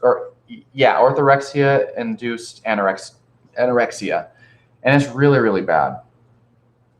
Before I made the decision of NOLA, it was, yeah, Mandy, if I were you, because, I mean, you need to get at least lab tests, and you need to work with someone who knows how to interpret lab tests. Because you know, you have your gallbladder removed and you've had these health issues and things. And so now you're not just working with a clean slate. Now you're working with an organ removed, which changes the way that your body metabolizes fat-soluble nutrients, for example. We're talking about the gallbladder. And if you're taking medications now, which I don't know if you are, if you're still taking medications, I mean, that's terrible, you know? That's a very delicate balance, basically. And having like a functional medicine practitioner is going to be much better for you than, what is that? What is that, Mandy? I don't understand what that means. Working with a functional medicine practitioner is going to be light years better than a regular doctor. And so that's why I recommend people work with a functional medicine practitioner, especially one that's affiliated with the Institute of Functional Medicine. So I almost forgot, in your experience, have you tried black seed oil, and what brand would you recommend for beginners, says Lolito. I've actually never tried black seed oil. That's something that I've been curious and interested about, but I've noticed black seed oil is something that's oftentimes like it's not promoted in the functional medicine crowd or the science-based natural medicine crowd. Black seed oil is mostly promoted and advocated in the like the raw food crowd and some of these like Dr. CB type people. Now, I am very interested in it, and I really need to do more research. But I have never seen a need for black seed oil. And all the research I've been doing about the diseases and the conditions I've been working with, doesn't really kind of like lead me to black seed oil, which is why I never tried it. But I will. I will research it. I think I've seen some information that can increase circulation, which would be something I'm interested in. So let's see. You don't use it, send it to me. 2 or 3 stalks and 4 hours later, you'll see. Yeah, no, but asparagus, it does have some very potent effects on increasing circulation to the genitals. Like that's actually true. And so does celery. And watermelon has a high amount of citrulline, which can also increase circulation and increase nitric oxide in general. So asparagus, yeah, I agree with you, it increases circulation in nitric oxide, which can increase the potency of erections for sure. It's just I wouldn't recommend people to just like eat asparagus to cure their erectile dysfunction. I would ask them what other things might be contributing to it. So we can, oh, Mandy Alores. Yeah, the alkaline water. Yeah, so alkaline water, for those of you who don't know, is a huge scam. Oh, DJ, do you believe in bipolar disorder? Yeah, so I really don't like to tell people this because I don't know. I don't know. I'm scared someone's going to use this against me sometime in the future. But do I believe in bipolar disorder? So I was diagnosed with bipolar disorder when I was like 9 years old. And I was actually in and out of the mental hospitals up until I was about, I think, 12. And I went to the mental hospital 5 times, if I remember correctly. And I actually had a world famous psychiatrist who diagnosed me at the time. And he wrote a book about me. Or he mentioned me in one of his books. He actually wrote textbooks on psychology for college students, for graduate students. And he diagnosed me with bipolar disorder. And he told my mom that I would never be able to live a normal life, that I would never be able to, talk in front of an audience like I'm doing right now, that I'd never have a stable job, never be able to live alone, never have a regular girlfriend, because he said my bipolar disorder was so bad back then.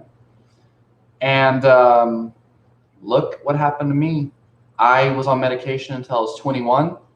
Then I got off the medication, and I think I think a lot of the panic disorder might have even been withdrawals, because I was on Seroquel for a long time.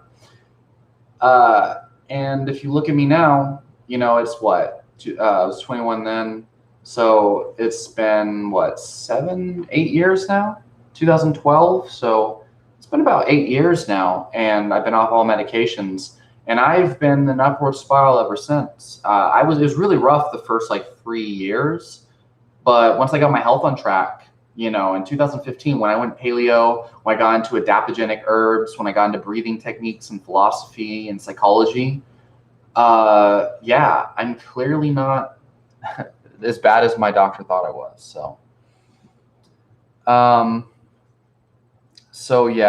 Do you believe in bipolar disorder? I believe, so bipolar disorder is just a label they slap on symptoms. It's not like they test you for a virus they don't do genetic, they don't test you for a strain of illness called bipolar disorder. They observe your behavior and listen to your symptoms and the behavior that they're observing and the thought patterns and things. And they slap a label on you based on the symptoms that you're dealing with. So do I believe in bipolar disorder? That question makes no sense, because bipolar disorder, it is a subjective term that doctors use to label a patient in order to treat them, okay, in the category that they fit in. Bipolar disorder is a category they put people in based on their symptoms, so they can use drugs and therapies and things that they were trained to do. Medical doctors, medical degree, medicine is all pharmaceutical treatments. Not to say that there's anything wrong with that. Some people, they deal with extreme mental issues that require pharmaceutical intervention. There's nothing wrong with pharmaceutical drugs. In fact, I have a whole video I did with my good friend Melissa Arroyo. It's called You Need Therapy. And I encourage you to look it up on my channel. Just search for Wolfgang Lozana, You Need Therapy. And it talks about some of this. It's okay to take medication, but you've got to understand bipolar disorder is not a death sentence for life. And most people are told that it is. It's just a category they put you into. And like I said, I was diagnosed with bipolar disorder when I was 9, because I had a lot of, let's say, family issues, I guess. And, I love my family. We're good now. But I had a lot of issues growing up and had trouble dealing with it and whatnot. And I would, I was bored as hell in school. So I would have these outbursts that they thought were like manic outbursts, something. Long story short, I was a kid, who suffered with problems, I guess, and I overcame them. And they called me, but they said I had bipolar. They put me on Seroquel, massive doses of Seroquel, which is basically Seroquel antagonizes most of your main neurotransmitters and antagonizes some serotonin receptors, some dopamine receptors, some histamine receptors. It was bad, man. And I was on like toxic doses, like 1,200 milligrams at night and 800 in the morning. That's horrible. And then I think he lowered it to 800 at night and 600 in the morning. That's a lot of Seroquel. And I was on that from the time I was like 10 maybe up until 21. And I got off of it completely, and it was horrible until I got my health on check, you guys. So, and again, my psychiatrist had diagnosed me and told my mom I'd never be able to live a normal life. He was one of the greatest in the world. He was world renowned. And he wrote a textbook then, and he talked about me in it. So, he was so confident, and so you got to be careful, man. They'll tell you that, oh, no, you have stage 4 cancer and you're going to die. Oh, no, you have bipolar disorder. You're going to be on medications for the rest of your life. You'll never be able to live a normal life, even with medications. Like, there's a lot that goes into this that you have to do to get over it. But just because a doctor tells you something like that, it doesn't mean that it has to be true. So that's what I think about my experience with bipolar disorder. But rapid cycling bipolar disorder is different. Now, what I will say, the best nootropic stack for mental health, and especially bipolar disorder, there's a lot of case studies that have been published in medical journals, and there's plenty of anecdotal reports, and there is a lot of really good, solid evidence that shows low-carb diets, specifically ketogenic diets, or anything that puts you in a state of ketosis, a significant state of ketosis over 5 millimolars, okay, is probably the most effective thing you can do for mental disorders, okay, especially schizophrenia, but bipolar disorder, anxiety, depression, insomnia. For me, I've actually found that a ketogenic diet really helps with my sleep, like phenomenally.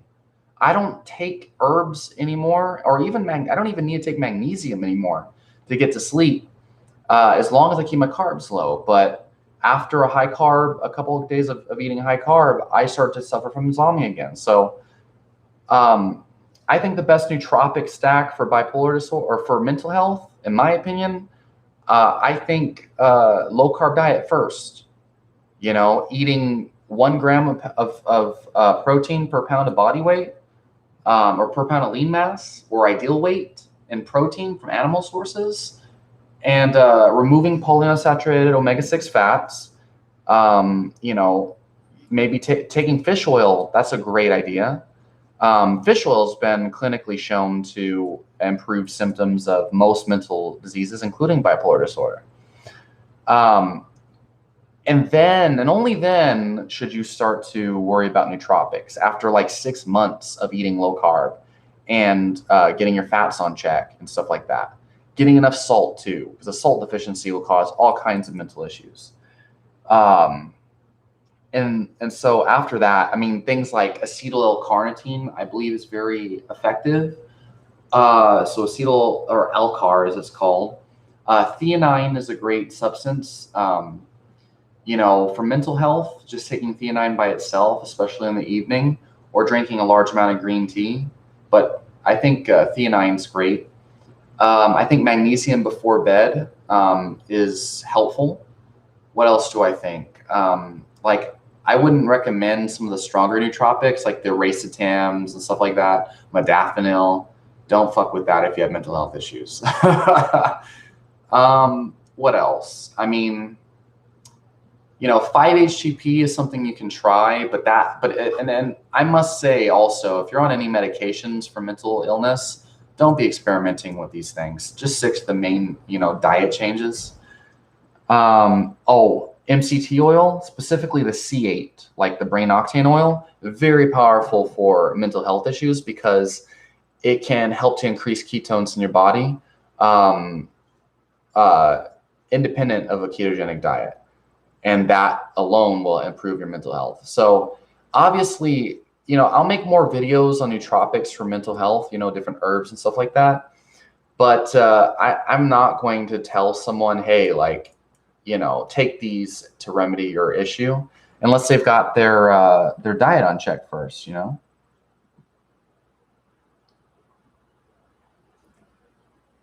And yeah, the pharmaceutical industry, the pharmaceutical industry definitely plays a role in the mass diagnosing of like ADHD and stuff like that. I think but actually over the years, I've learned that not everyone is like me, and a lot of people would benefit from pharmaceutical help.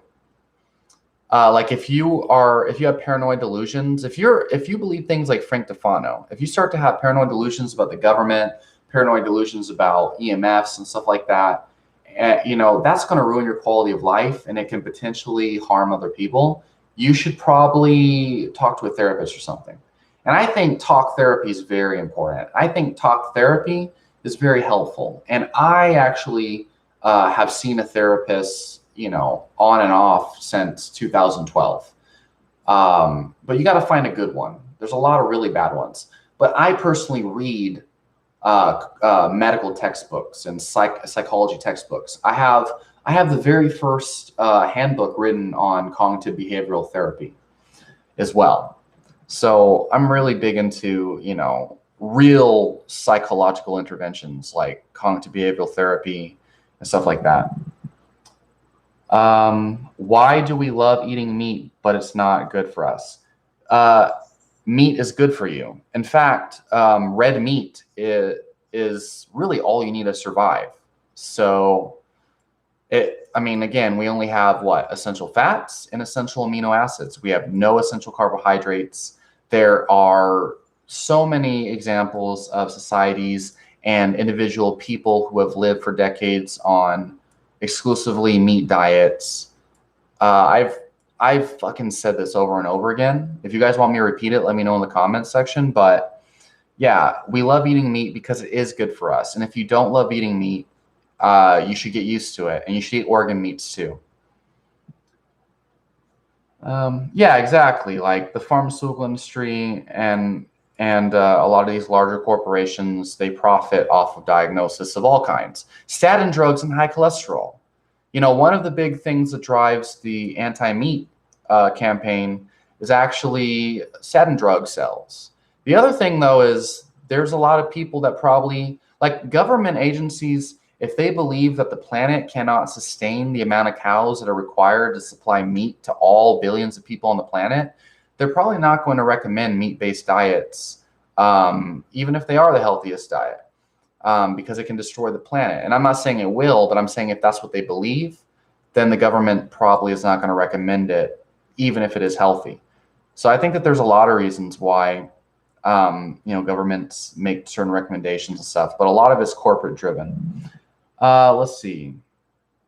Mohammed Abdullah asks, what workouts was most effective to build your muscles? I appreciate the question, my friend. So for me, let me say this. What do I do, first of all? Mostly powerlifting, especially as far as hypertrophy training. So keep in mind, I've been training a lot of my time. Most of my time has been training for MMA, jiu-jitsu, and Muay Thai for the past 2 years or so, give or take.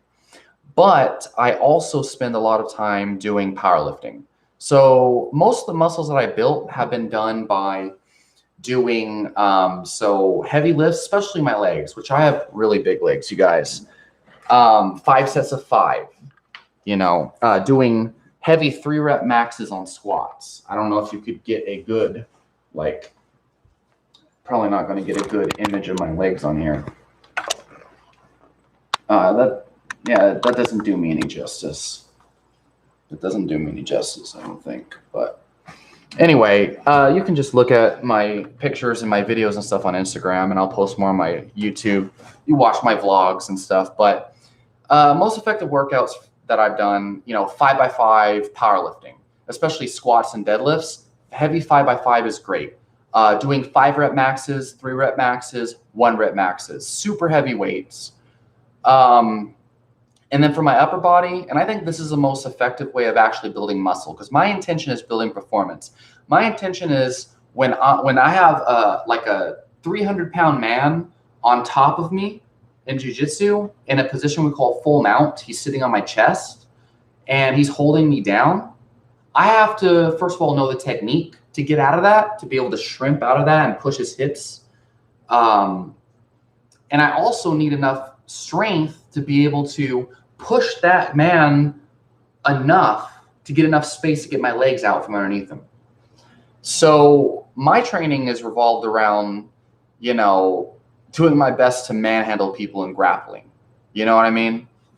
But you still gain a lot of muscle from powerlifting training. But for my upper body, I've done all sorts of things. Training till failure. Lots of circuits, lots of drop sets, lots of supersets.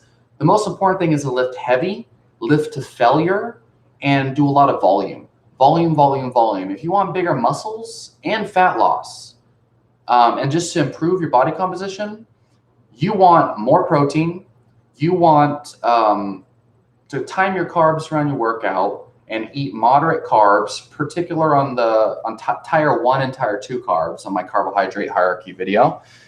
And lift till failure, lift often, do high volume, and just periodize your training properly.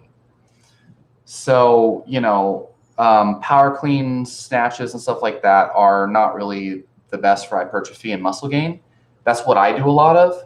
You want to do a lot of rows, cables, dumbbells, overhead press, chest press, bench press, squats, deadlifts, dumbbell step ups, and then finish off with leg presses. Finish it off with, and do it for high reps, do it for heavy reps, do it for all sorts of different reps. And for me, these days, I've been a personal trainer since 2014, and I'm a strength and conditioning coach. I do some intuitive training, you know what I mean? And I find that depending on the day, as long as I put in the most effort I possibly can and I allow proper rest, I typically will train intuitively. But I follow the same exercises and I make sure I try to get stronger every time, focus on progressive overload. And one of my favorite routines is upper body, lower body, rest. Upper body, lower body, rest, and then rest the weekend. Especially when you have sports training, you need a lot of rest. Lalito says, it's funny you brought up Frank Tufano. Frank, you forgot his last name, but there was this one video where he recorded himself shopping at Whole Foods and he got thrown out because apparently he wasn't allowed. What's the reason? Reason I'm bringing this up is because somebody brought up the 5G cell phone towers in Wuhan that were installed 2 weeks before the pandemic. Yeah, but the thing is, there were coronavirus outbreaks in areas of the world where 5G wasn't even put up. And there were 5G towers put up in areas of the world where coronavirus or COVID hadn't really taken place yet either. So, I could look into that more later on. But look, to be honest with you, I don't care as much about COVID as everyone else because I know how to prevent it. And the thing is, if you don't want fucking COVID, do the things like do the opposite of what the people who are most affected of it do. So I don't really care if 5G is causing COVID, which I don't think it is. I'm not scared and I don't care because I don't expect to get it. Because I've seen more than enough evidence to show that as long as you're metabolically healthy, and you're not malnourished or doing some crazy under eating diet or something, you don't really need to worry that much about it. And I know targeted supplements, if I do catch it and feel like I'm going to die, I believe raw garlic, vitamin C, and N-acetylcysteine are good supplements. And I actually have Chris Masterjohn's guide to COVID remedies. which my good friend Jason Strappa, the Strap Master, I call him that. He actually had bought that and shared it with me a while back, and that's a really good guide. But it came out really early in the pandemic. Chris Masterjohn, for those of you who don't know, has been posting a lot of really good content about COVID. So I think that if you really care about COVID, he's a good person to check into. If you believe that the wet market caused COVID, that's a joke because they have always been around. Don't even try that excuse. Yeah, I mean, and not to mention the fact that human beings have been eating rotten, dead carcasses for millions of years, you know, and we've been eating rotten meat for quite some time, traditional cultures. I mean, heck, the Native American tribe or whatever, the Plain Indians or whatever, they used to eat like raw buffalo intestines. So, I mean, and eating bugs and stuff like that. So yeah, to say that like the wet market alone is a primary cause of something like this is one thing. But yeah, I mean, and I already explained, I mean, there's many, like, first of all, it's irresponsible to make a claim that you know what caused it. Like, 5G caused it, indisputable. Like, that's what I believe. Like, I think that's stupid and lazy. Saying, oh, the wet market caused it is dumb.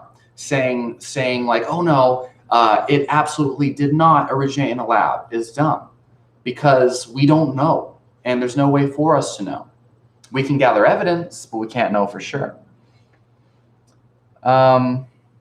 So yeah, I mean, but it is possible that, you know, first of all, like people in China, certain parts of China are very malnourished to the point where their immune system could be pretty low, especially in the last couple decades where more Western foods are available. Wait, what? Why you simping treaty? I don't know what you're saying. I don't know your demographic that watched the video, but what would you advise the You Gets Cats, the younger guys on the channel? Can you please like retype that comment so I know what you're saying? I have no clue what you're saying. It doesn't make sense what you're saying. So ask the question in a more coherent fashion, please. Let's see. Berlin B says, can I just eat? No, listen, Berlin, go in your kitchen right now and eat a half a teaspoon of salt. Like, just go and do that right now. No, you had a salty meal. Look, you need to know exactly how much salt you're getting. Try the whole teaspoon. But make sure that you drink enough water over the next 3 hours. Because if your body's low on salt, at first you might feel a little weird. You're probably going to feel actually really, really good. But you're going to need to hydrate yourself over the next like 3 hours. And if you've been drinking a lot of water as well, if you've been trying to, you know, drink lots of water because it's healthy or anything like that, you're probably drinking too much water as well. I found that actually was a big problem with me as well. Yeah, I mean, I don't understand why, like, yeah, you can look, you can eat salty food as long as you measure out the salt first. The key point you need to understand is you have a minimum daily intake of sodium, and your body could have been deficient in sodium for a long time. So you need to measure out your salt to make sure that you're getting at least the minimum daily intake. So yeah, you can take 1/4 of a teaspoon of salt after you cook your food, pour that into your food and make sure you eat it all. But the key is you've got to eat all that salt.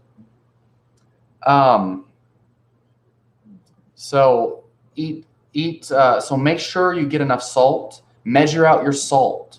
This is a really big problem in the average healthy population who have health problems, is that they don't track their food with the food log, so they don't know what nutrients they're getting. They don't know what foods they're eating that could be causing their symptoms. You could be allergic to a food.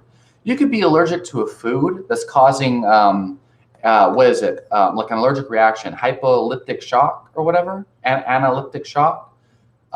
It's could be closing up your breathing ways. You don't know that because you're not tracking your stuff. But right now, if you go out and you take 1 teaspoon of salt, you put it in your mouth, just deal with it, drink all that water, that is an experiment to see if you're deficient in sodium.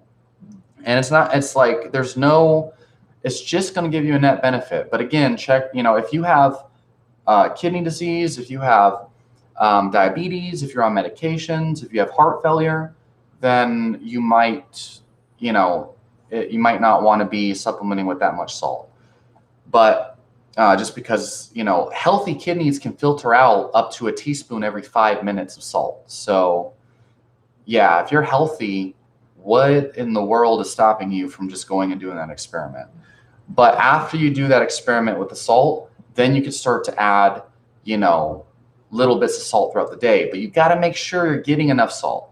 And overall, I believe 3 grams of salt minimum if you're eating a high carb diet. And if you're eating a low carb diet, absolutely must get 5 grams of sodium per day, which is about 3 teaspoons for someone on a low carb diet. And 2.5 teaspoons. Yeah, 2.5 teaspoons. Wait, no. 1.5 teaspoons over the whole course of the day minimum for the average person who's eating a high carb diet.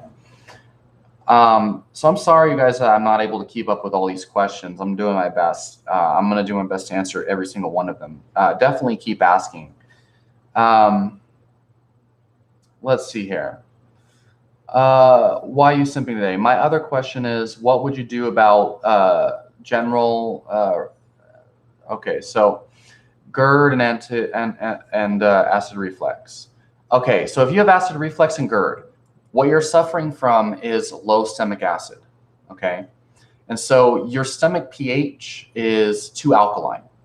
What you need to do, and I've helped someone get off their proton pump inhibitors before doing this. Many people have done this. It's very effective. You're gonna have to start slow. Take 1 teaspoon of raw, unpasteurized apple cider vinegar with the mother and mix it into 8 ounces of room temperature water 20 minutes before a meal with animal protein. And if you're taking antacids, stop taking antacids. That's just making the problem worse. It's just taking longer to solve the problem. You need to restore your acidity by taking apple cider vinegar. And it must be raw, unpasteurized.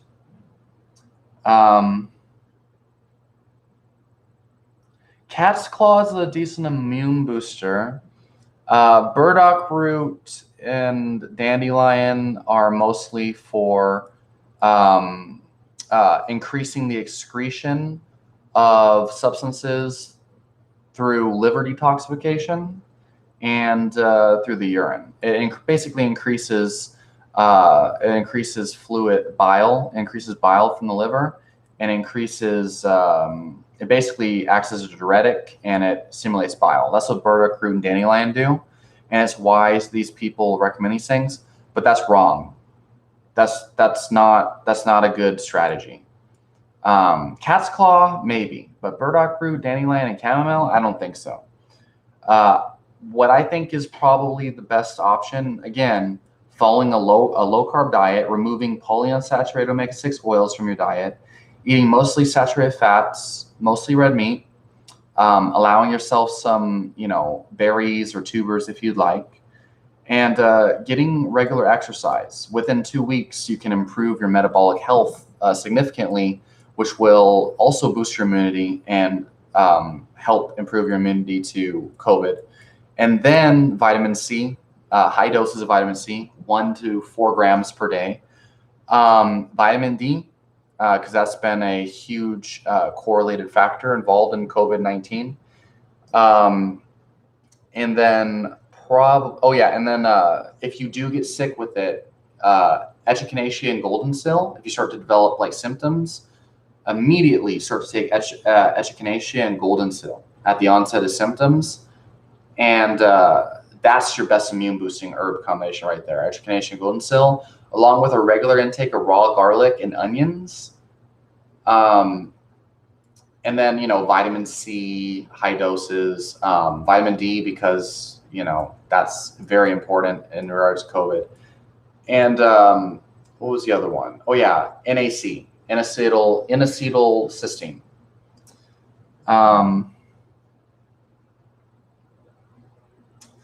Interesting. Yeah, moringa and lemon balm. So moringa, I believe, has a high amount of phytonutrients that seem to they might moringa might have a class of phytonutrients known to slow down the thyroid. So that would be interesting. Yeah, Lalito says I've noticed a dramatic change in hyperthyroidism by taking raw moringa powder, and lemon balm.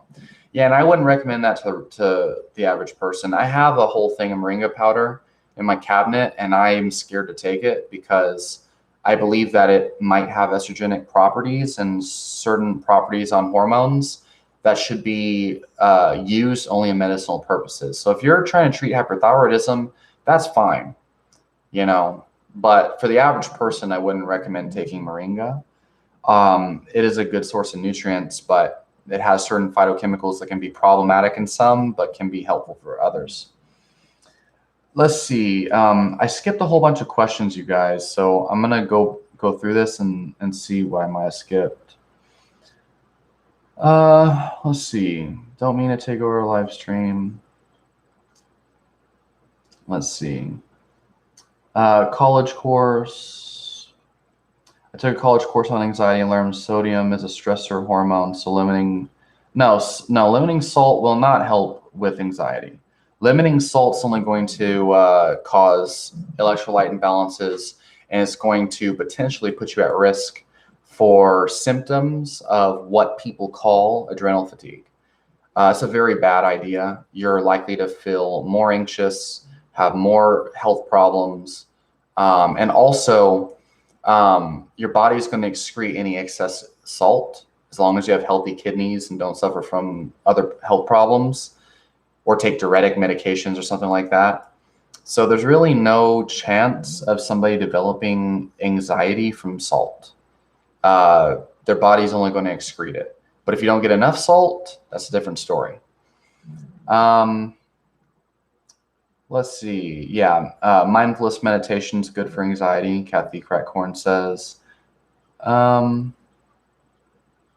Mandy Allure says try breathing through your abdomen instead of your chest. Yeah, I mean, but someone who deals with anxiety and panic disorder is not going to be able to control their diaphragm to be able to breathe into their abdomen.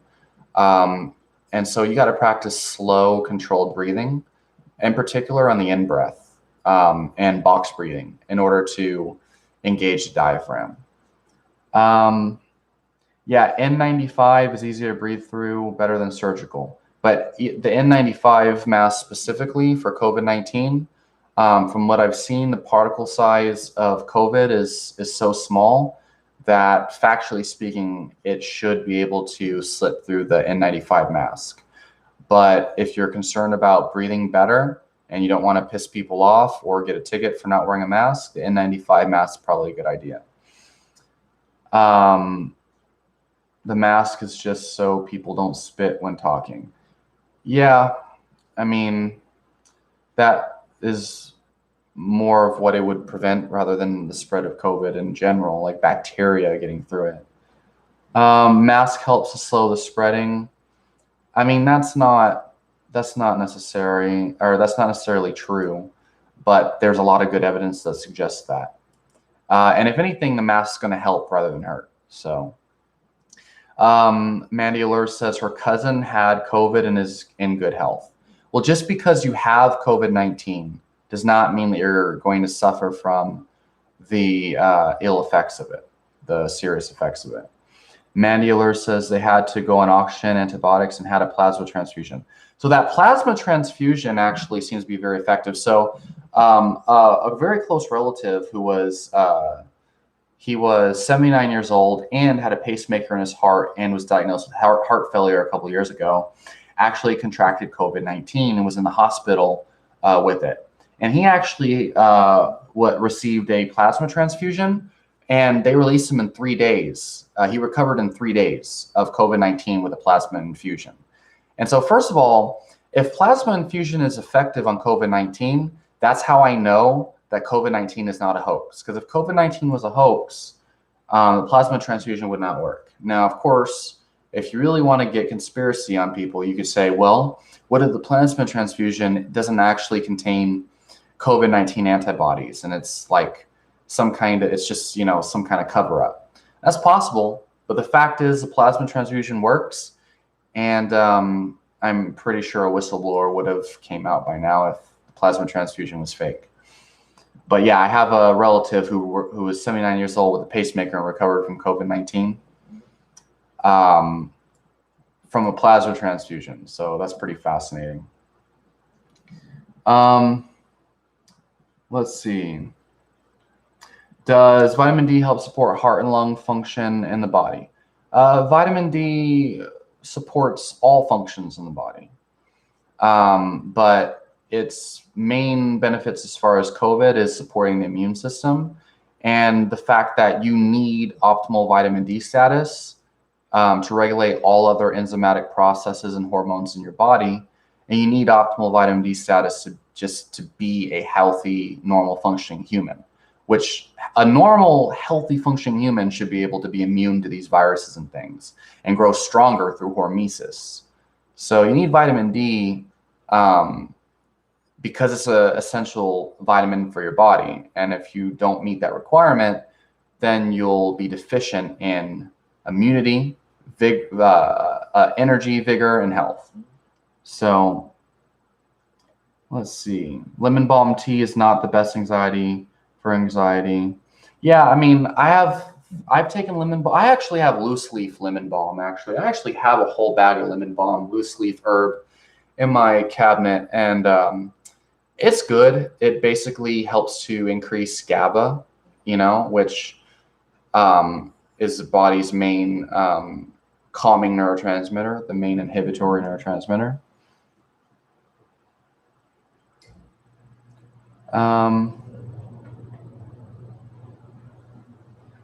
Yeah, I mean, the thing is, you have to ask what evidence was, so what evidence, so Mandy Allure says that she took a attacking anxiety program years ago, and that program told her that restricting salt intake would be beneficial for relieving anxiety, basically, or that high salt intake can cause anxiety. Well, look, you've got to ask yourself, what evidence was that based on? Chances are it was very weak evidence, and also, like, it's a general thing that people fucking say. Like, all health experts generally will repeat basic things that they've been told over and over again, and they don't necessarily examine the evidence behind it. But I can assure you that salt and sodium, getting too much is so getting too much is a lot better than getting way too little. And getting way too little is a lot more harmful than getting too much. The only exception is if you have kidney disease. Kathy Crack-Corn says, something for headaches and migraines besides Tylenol aspirin. What would you recommend? Well, Kathy Crack-Corn, headaches a lot of times can be a sign of electrolyte deficiency. How much salt do you eat every single day? And how much carbohydrates do you eat on a regular basis? Like, how much salt did you eat today? Tell me, how much salt did you get today? Did you measure your salt? Because that can be an electrolyte deficiency.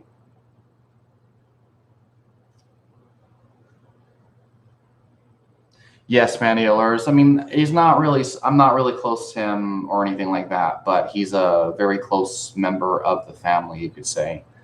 He's a father of one of our family members, and he was 79, and yeah, the transfusion worked. And I think to assume that COVID is a hoax it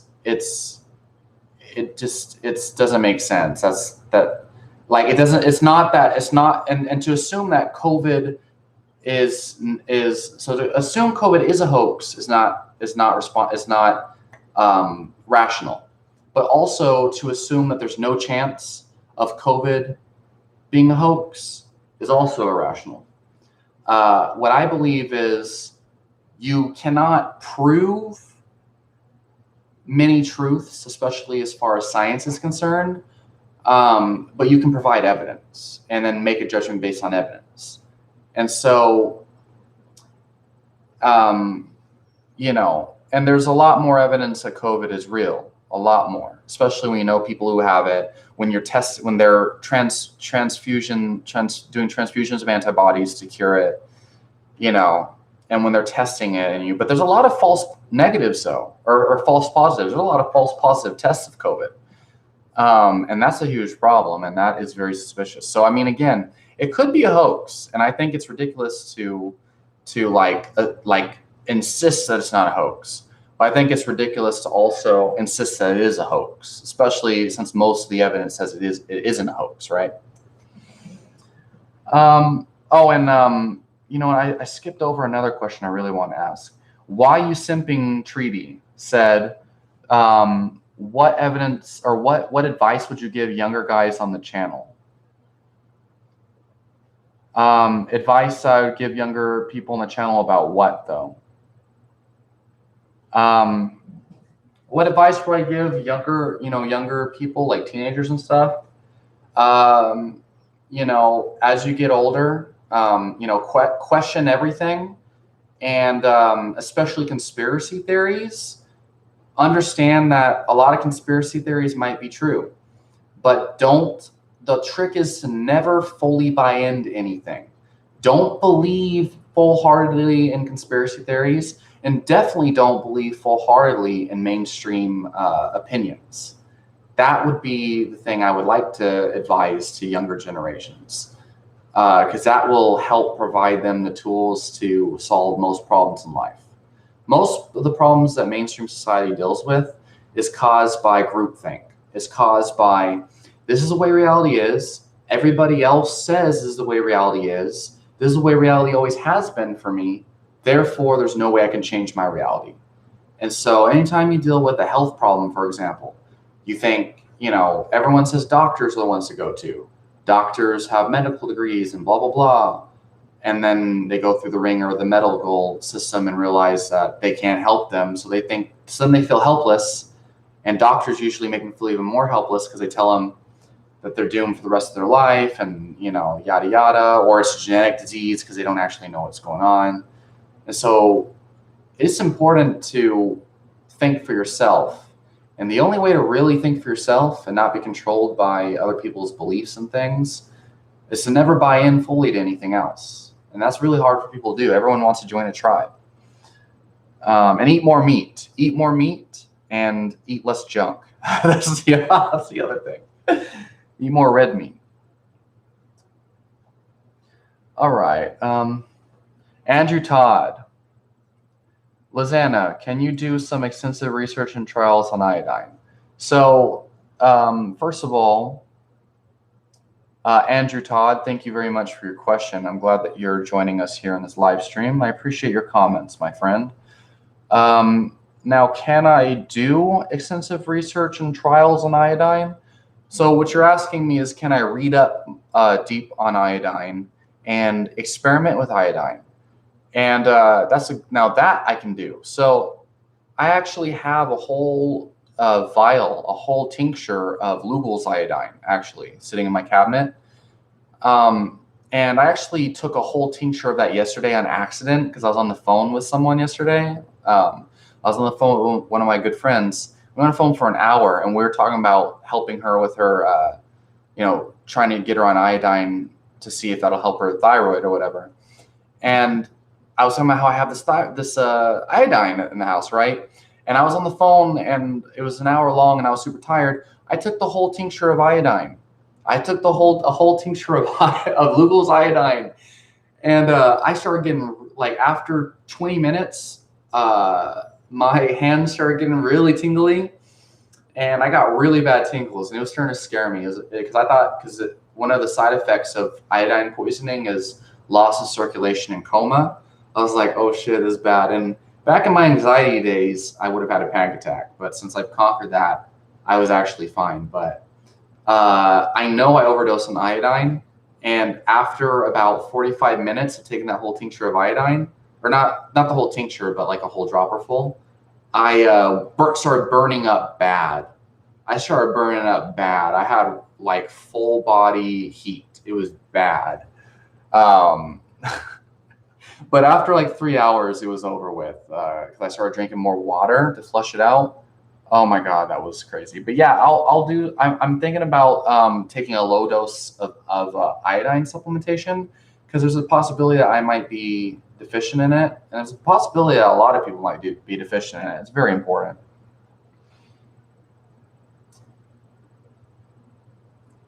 According to, yeah, so Lolito is talking about George Floyd and the cops and stuff. Listen, you guys, I don't want to talk about this on a live stream, and I generally don't talk about this in my videos.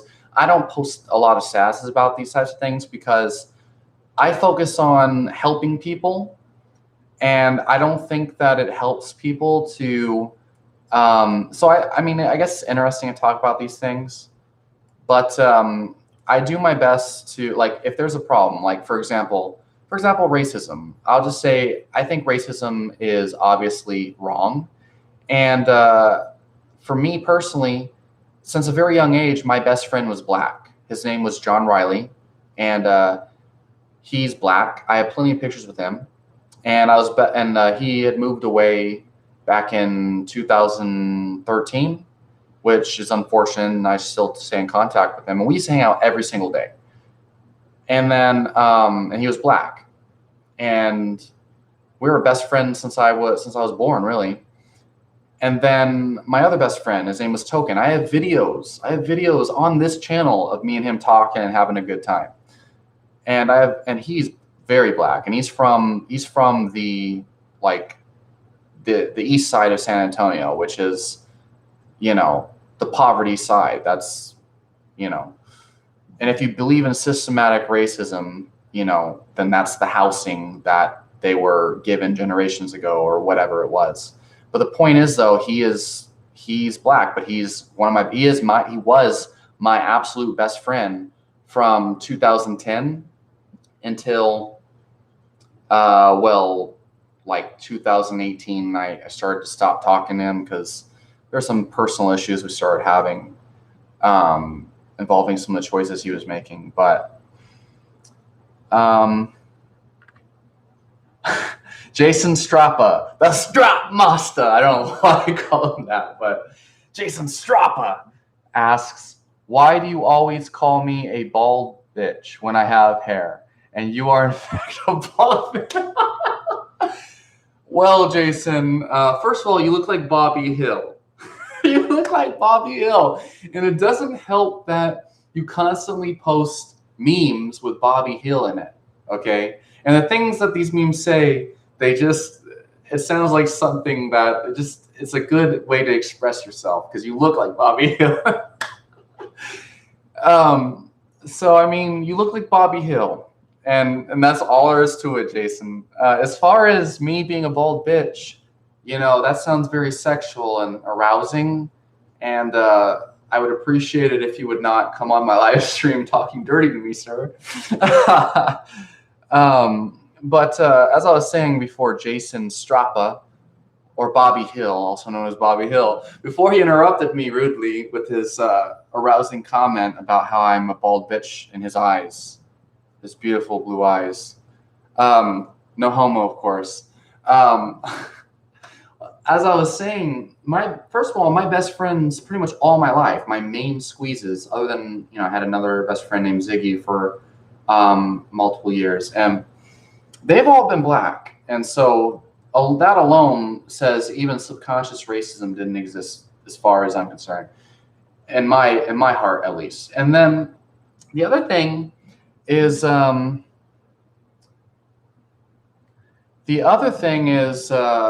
when I was when I was in high school, when I returned to high school, because when I was homeschooled for like 3 years.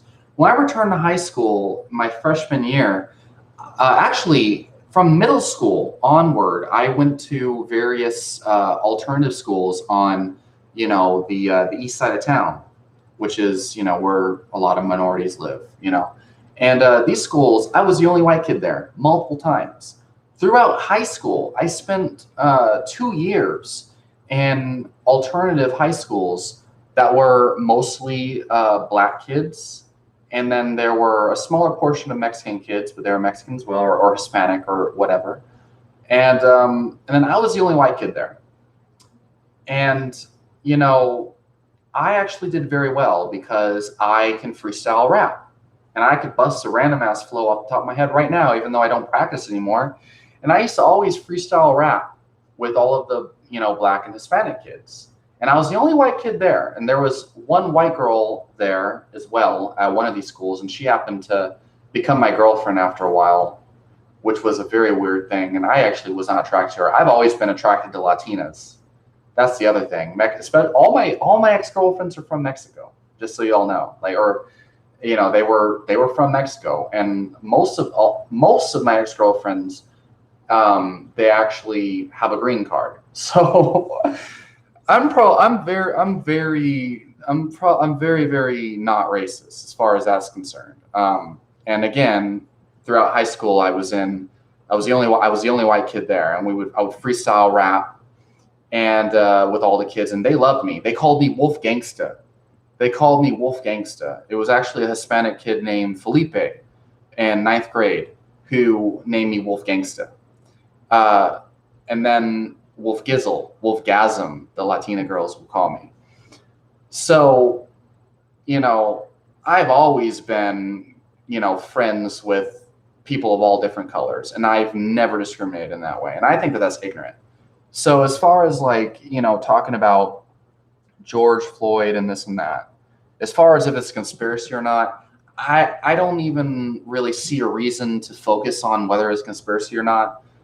What I care about is, I want everybody to stop being ignorant. I want everybody to become awakened to the fact that, we need to unite.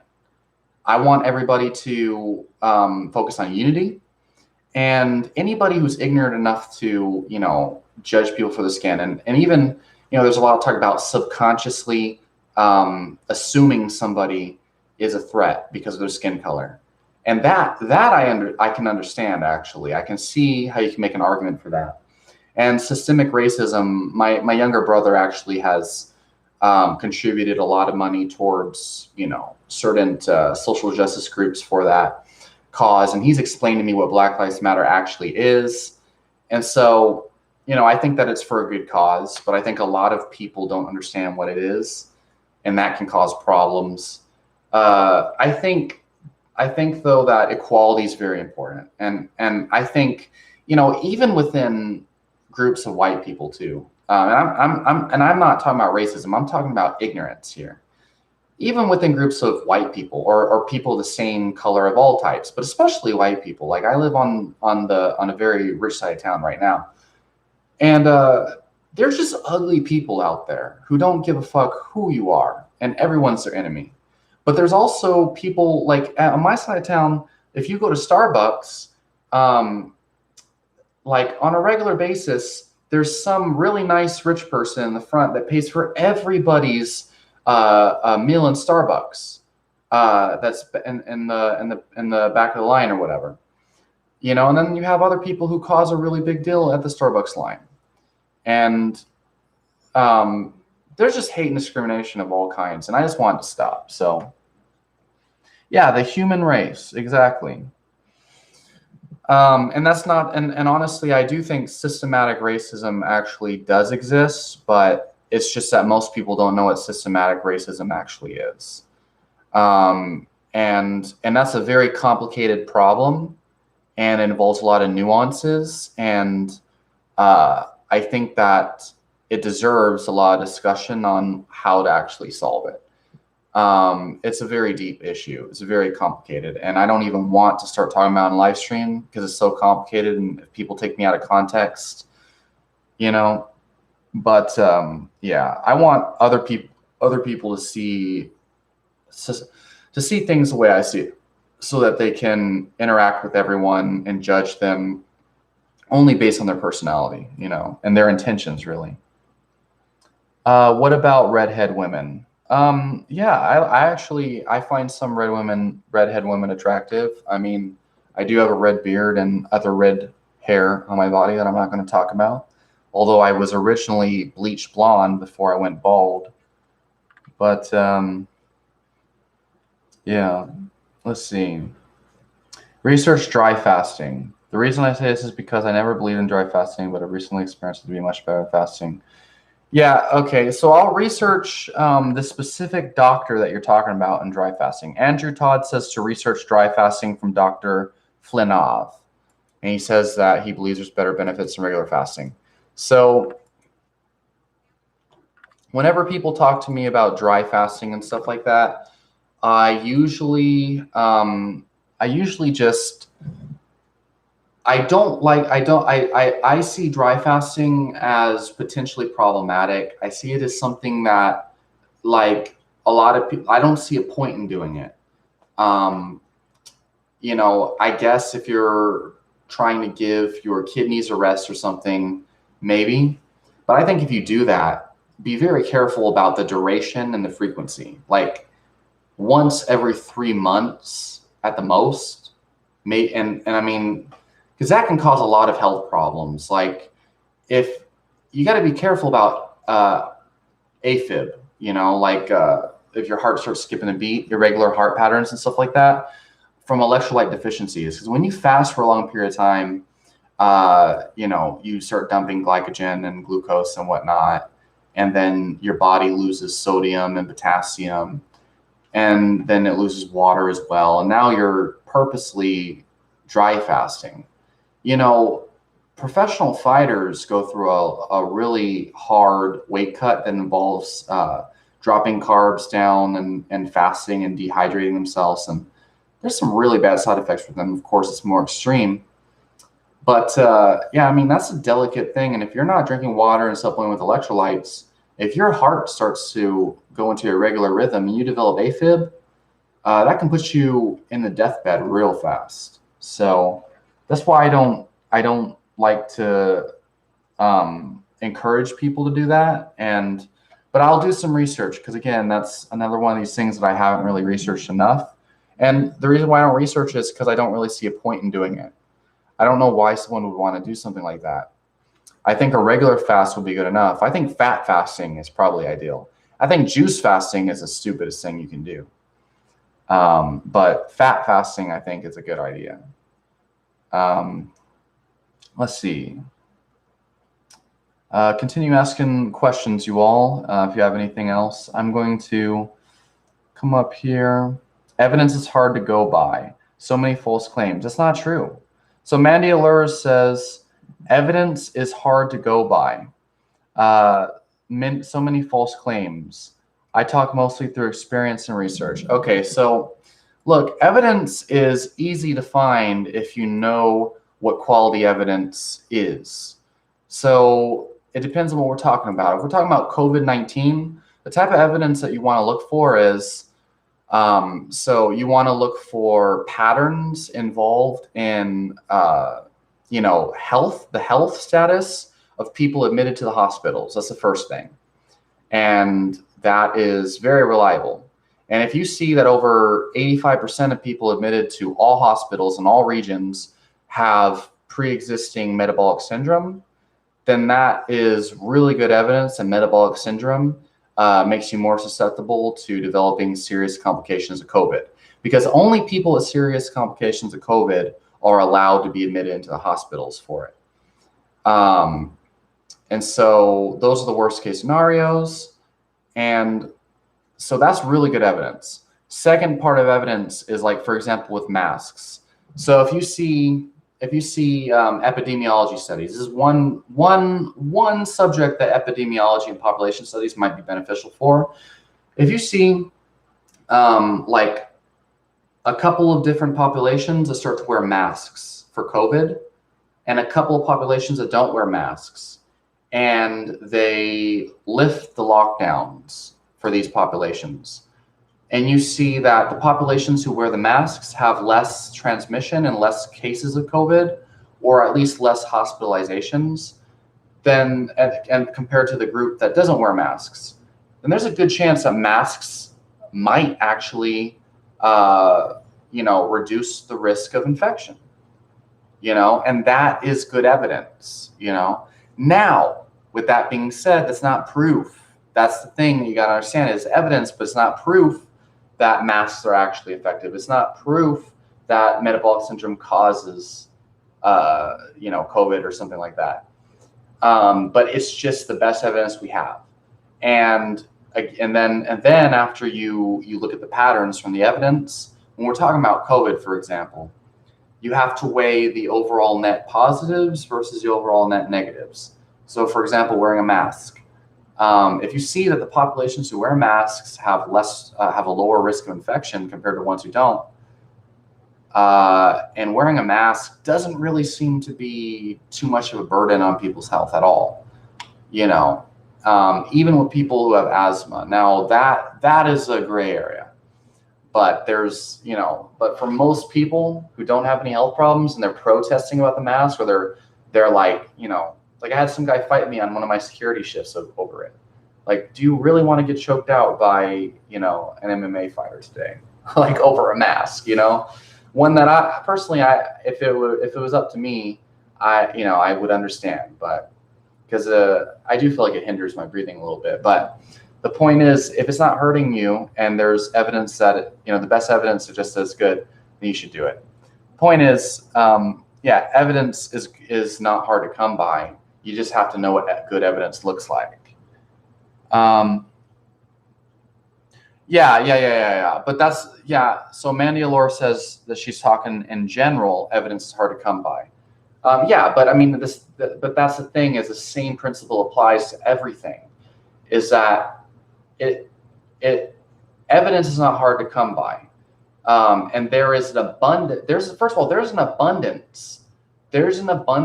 of research and literature on all topics that's freely available to people through Google search, PubMed, Google Scholar. And I love it personally. I'm addicted to research. The problem is not that the evidence is hard to come by. The problem is that there's so much evidence and people don't know what good evidence is. And so you have to understand the context of the subject and all of the different confounding factors involved in a subject. For example, when we're talking about heart disease, there's many things that can potentially influence heart disease. And we know this through mechanistic data.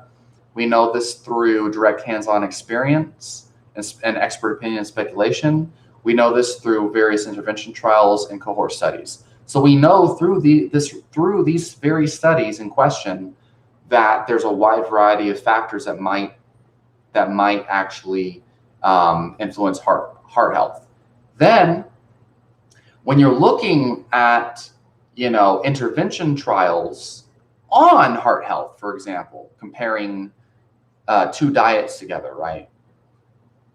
You have to keep in mind all of these confounding variables that might play a role.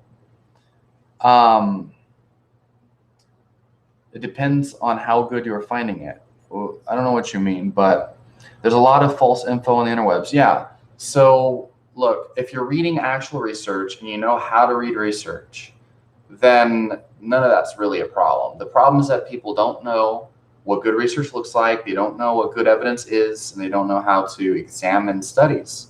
They know how to read conclusion lines. They know how to repeat the conclusions of abstracts, but they don't know how to articulate, or they don't know how to, analyze an entire study and consider confounding variables and then come to a accurate conclusion based on the evidence. Everyone wants to say, saturated fat causes heart disease, or animal products will kill you, or sugar will kill you. But no one wants to say, there's a lot of evidence that suggests sugar might contribute towards advanced glycation in products, which can create an atherogenic environment, which can contribute to heart disease or something. Or there's a trial that has shown, X and Y evidence or whatever. I guess it's pretty nuanced and complicated, and that's why people have trouble, understanding it. So check into the borax conspiracy. So Andrew Todd says, check in the borax conspiracy, Wolfgang. Try experimenting with boron. I'm interested in seeing you go deep on iodine, boron, and try fasting. Andrew Todd, you're going to get me into some like crazy waters.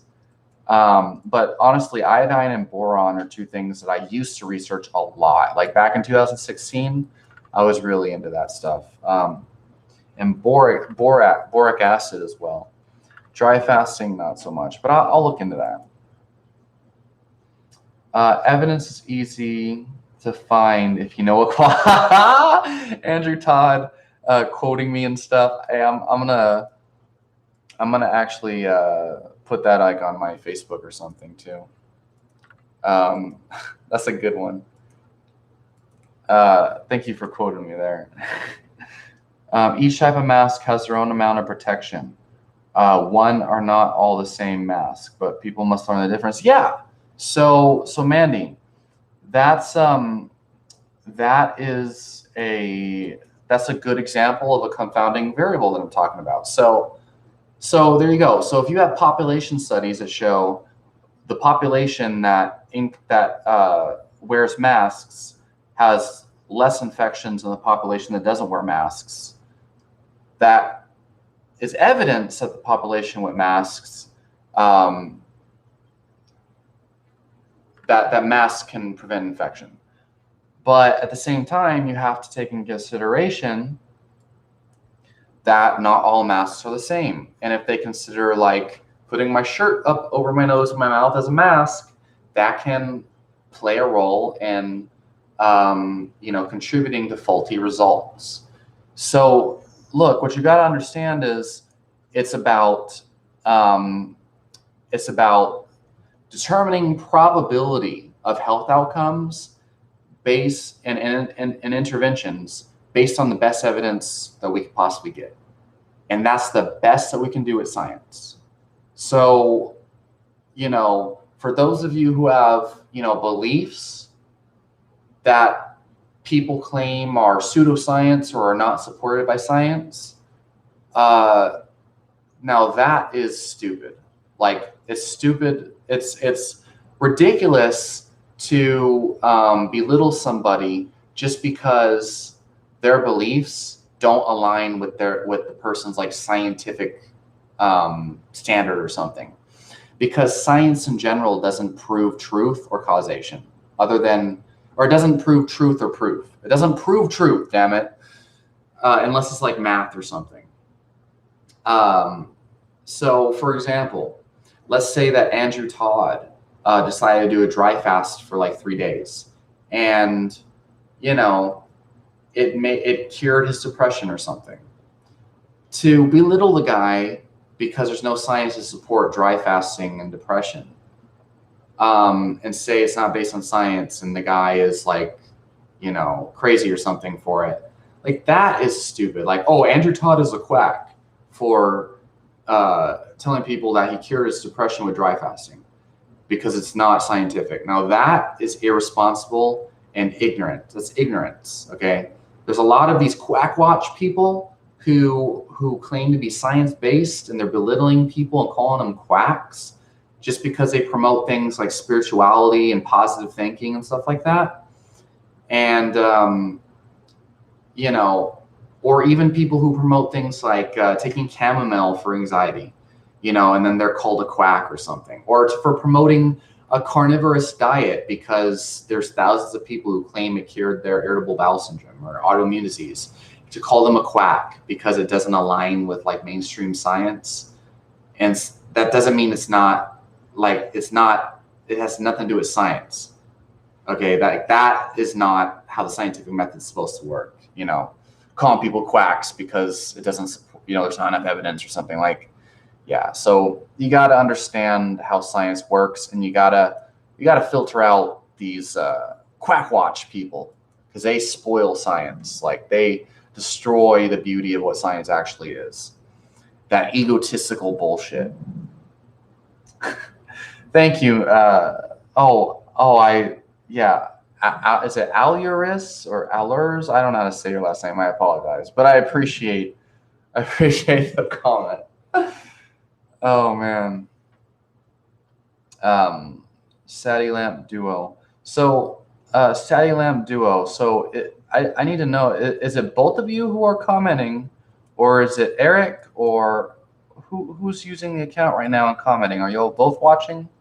Because I appreciate y'all tuning into my live stream. So again, you guys, all y'all watching, go and subscribe to Sadie Lamp Duo. Check out some of their covers and stuff. That's my father and his longtime girlfriend, and they have a little music thing going on, and they definitely deserve the support. Andrew Todd, Wolfgang, do you think Chris Cornell killed himself? Man, Andrew, how much time do you spend reading conspiracy theories, man? So I've seen this and I've looked into it, and again, oh, it's Rosa. Well, nice. Well, I'm glad that you're into all of this, and I have yet to meet you, but my father has talked really highly of you and or really wanted me to meet you. Let's see. So do I think Chris Cornell killed himself? Look, I'm gonna be honest. All that stuff sounded really, really sketchy.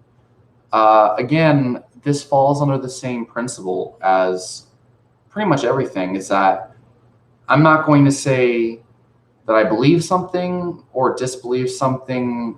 What I will say is what evidence is there. And as far as that topic's concerned, it doesn't really benefit or harm my life either way.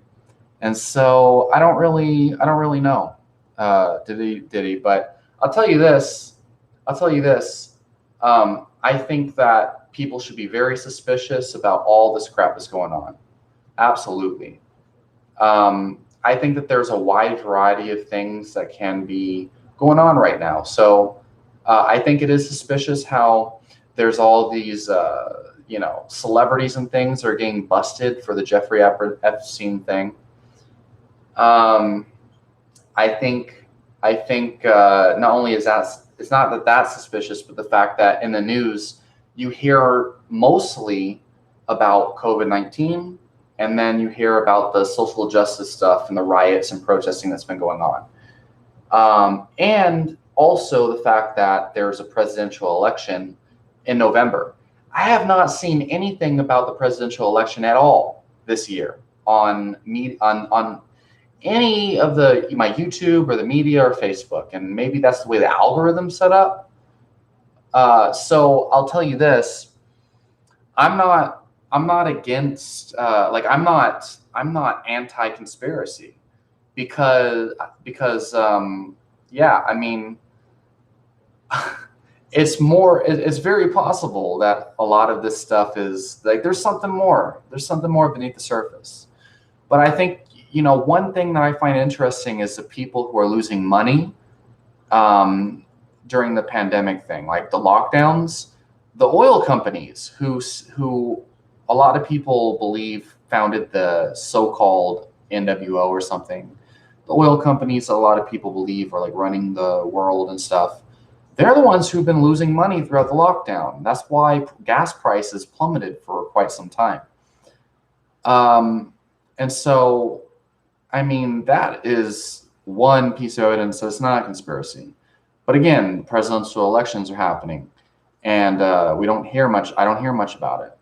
I don't hear much about a lot of very important things going on, right now. All I hear is all the COVID and all the fear and crap. I don't think COVID-19 is as deadly as people say it is, but maybe I'm wrong. Judging from the evidence that I've seen, the people I know who have recovered, I know a lot of people who had COVID, and I didn't even know it for months. They never showed signs, never said anything about it, because they recovered from it within weeks of getting it.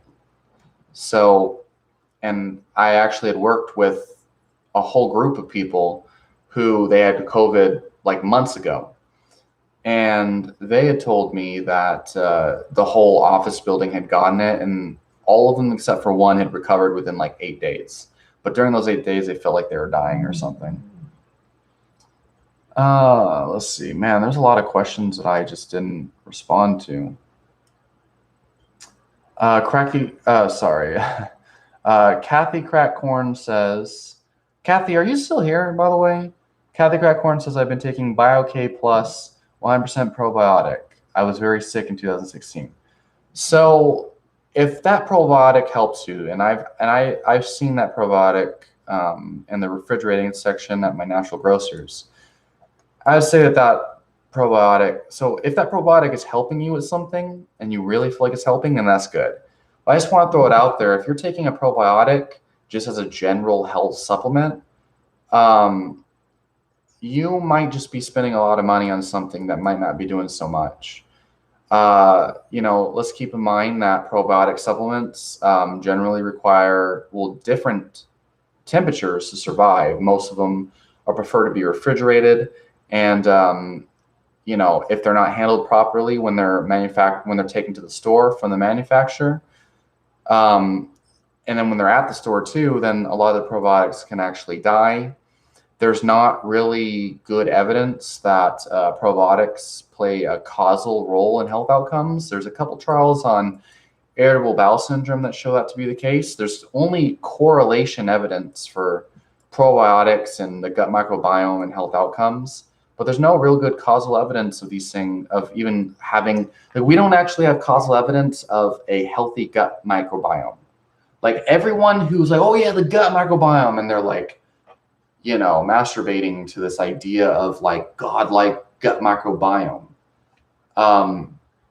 It's really funny to me because there's really not a whole lot of causal evidence.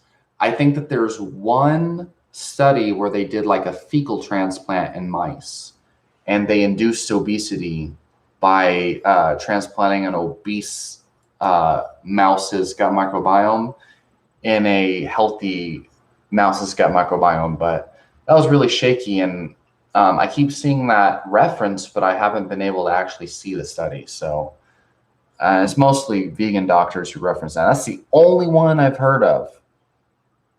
Oh, Mandy Allures had said, you're so sweet and definitely know your stuff. Well, I appreciate that compliment. Kathy Crackcorn, I get nostril hair, God's natural protection. Yeah, what the heck are you guys talking about? Yeah, you guys, I'm sorry that I missed all these comments back here. All right, well, I'll just get back down here. Ask your questions, you guys. I'm going to continue asking the latest questions because it's getting late. And then I'll go through all these questions one more time to make sure I got them all. So ask your questions if you really want me to answer them, because I'm going to be going to bed here very soon. I need to go to bed. I have a badass job interview tomorrow. Let's see. Andrew Todd, have you ever had an astral projection? So I had outer body experiences when during the 2 months that I used to smoke weed back in 2012. I had tried smoking weed for 2 months. I think it was from February 2012 to April 2012 or March. And man, I experienced outer body. So at first, I experienced just an amazing sense of well-being, probably the best sex of my life, and an insatiable craving for raw ramen noodles back then. And I also had an insatiable craving for oatmeal, raw oatmeal with milk poured over it and protein powder. And anyway, the marijuana, at first was good, but then one day, my best friend actually gave me my first whole bowl of Reggie or whatever, and let me smoke it all by myself. And he said it was good stuff, and he's been smoking that same stuff for years. And I had smoked it, the whole bowl, and I thought it was such a big amount, but he claims it wasn't. And I had an outer body experience where I was my whole world was flashing in and out. in and out, in and out. And like I called my friend who gave me the weed or whatever, and he's like my best friend for years. And I was like, bro, like I'm tripping out. I don't know what did you spike this or what's going on? And he was freaking out too, because he's like, what the hell? I didn't spike it. What's going on? Are you okay?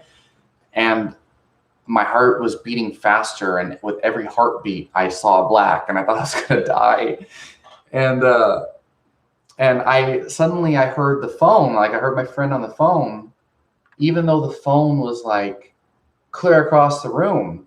And my friend was telling me, Wolfgang, go into the shower and run cold water over you. And I was like, okay, man. And like, I felt like I was in the past, present, and future all at the same time. It was the scariest moment of my life. And then because, I swear to God, I had the phone like in the living room, but I was in the shower, like with cold water poured on top of me.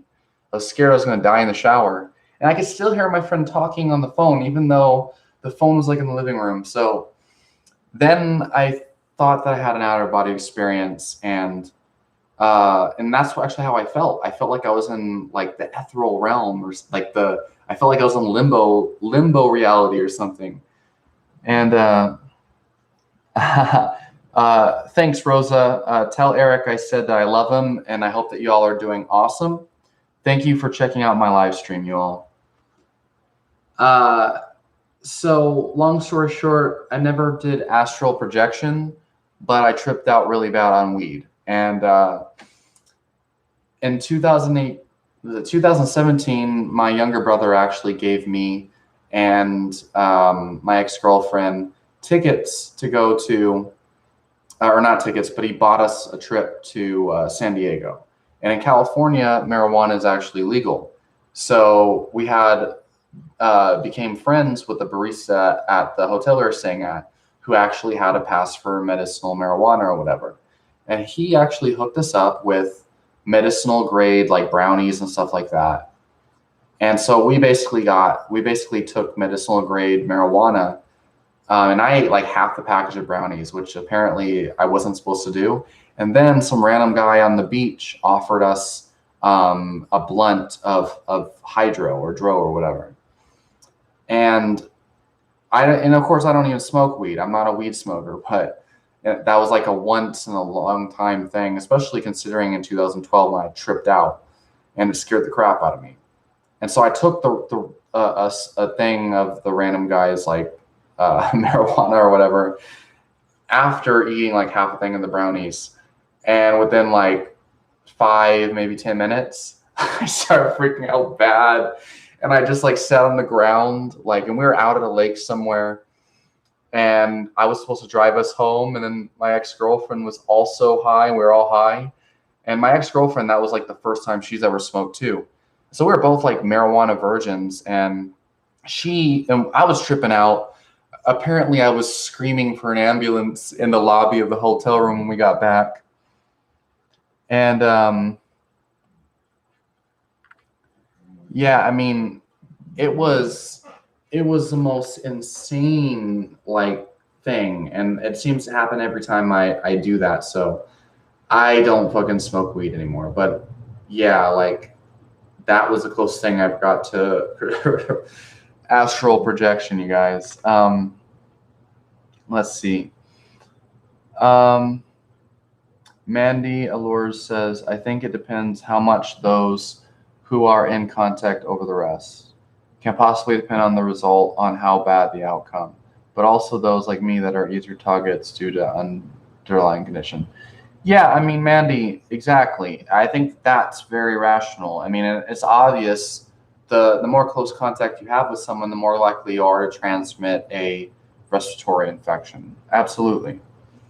And so, again, like wearing a mask is probably not a bad idea. Kathy Crackhorn says it's in the fridge, from the fridge behind the counter. Doctor recommended, and I feel it helps. Yeah. I've taken those before. And you said if you feel it helps. You went from septic, went in the shot, almost died from a kidney stone that blocked the kidney flow. So I don't know if I don't know if probiotics will really help with kidney stones. So kidney stones typically can be caused by a buildup of uric acid. Is it uric acid that's caused? No. Oxalic acid can also form calcium kidney stones through, basically excessive dietary intake of oxalates. And so certain foods, like especially raw vegetables, like raw greens, like kale. If you've been juicing kale, then you have a kidney stone. That could very well, yeah, but you said block the kidney flow though. But yeah. But just so, okay, I see what you're saying. But just so you know, if you had a kidney stone, it could, if you eat a lot of raw kale and broccoli and stuff like that, a lot of the oxalic acid can cause it. There's a variety of different things. You say you're full of poison. What did you mean? What do you mean by that? And yeah, if you feel like the probiotics help your stomach, then that's good, and you should continue taking them. Stones are toxic. Yeah, I mean, like, what do you mean you were full of poison? So kidney stones typically they're typically caused by a buildup of minerals, and the type of mineral that builds up is going to depend on the underlying cause. And the most common cause in people who are, at least people who are eating a lot of plant foods and healthy foods, for example, even keto dieters, it's like raw kale and raw brassica vegetables. If you look up high oxalate foods, then you can get a pretty good idea of whether it was the oxalic acid that was found in these foods. And so if you had kidney stones, I would highly recommend you look that up. If you ate a lot of like raw nuts, like almonds especially, kale, broccoli, chocolate, and specifically cacao powder, then it's very likely that you had oxalic acid stone. Ziggy McCroy, what's up, man? This is a jiu-jitsu sign or whatever, but this I'll do for you, my friend. So Ziggy McCroy, he is actually the best friend that I was talking about in my weed story, who gave me that bowl of Reggie that made me trip out. Now, obviously, that's just me having a weed sensitivity, because it happened again when I went to San Diego and ate that medicinal grade brownie. But yeah, Ziggy McCroy is, one of my best friends from back in the day. So, yeah. So Kathy Crack Corn, can you tell me what you mean by you were full of poison? You say that you had 5. Look, so if you had 5 kidney stones, like, there's a definite cause of that. You know what I mean? And you can figure out what probably caused it if you will understand, number one, what causes kidney stones typically for most people. Number two, was I participating in the nutritional factors that generally contribute towards those causes?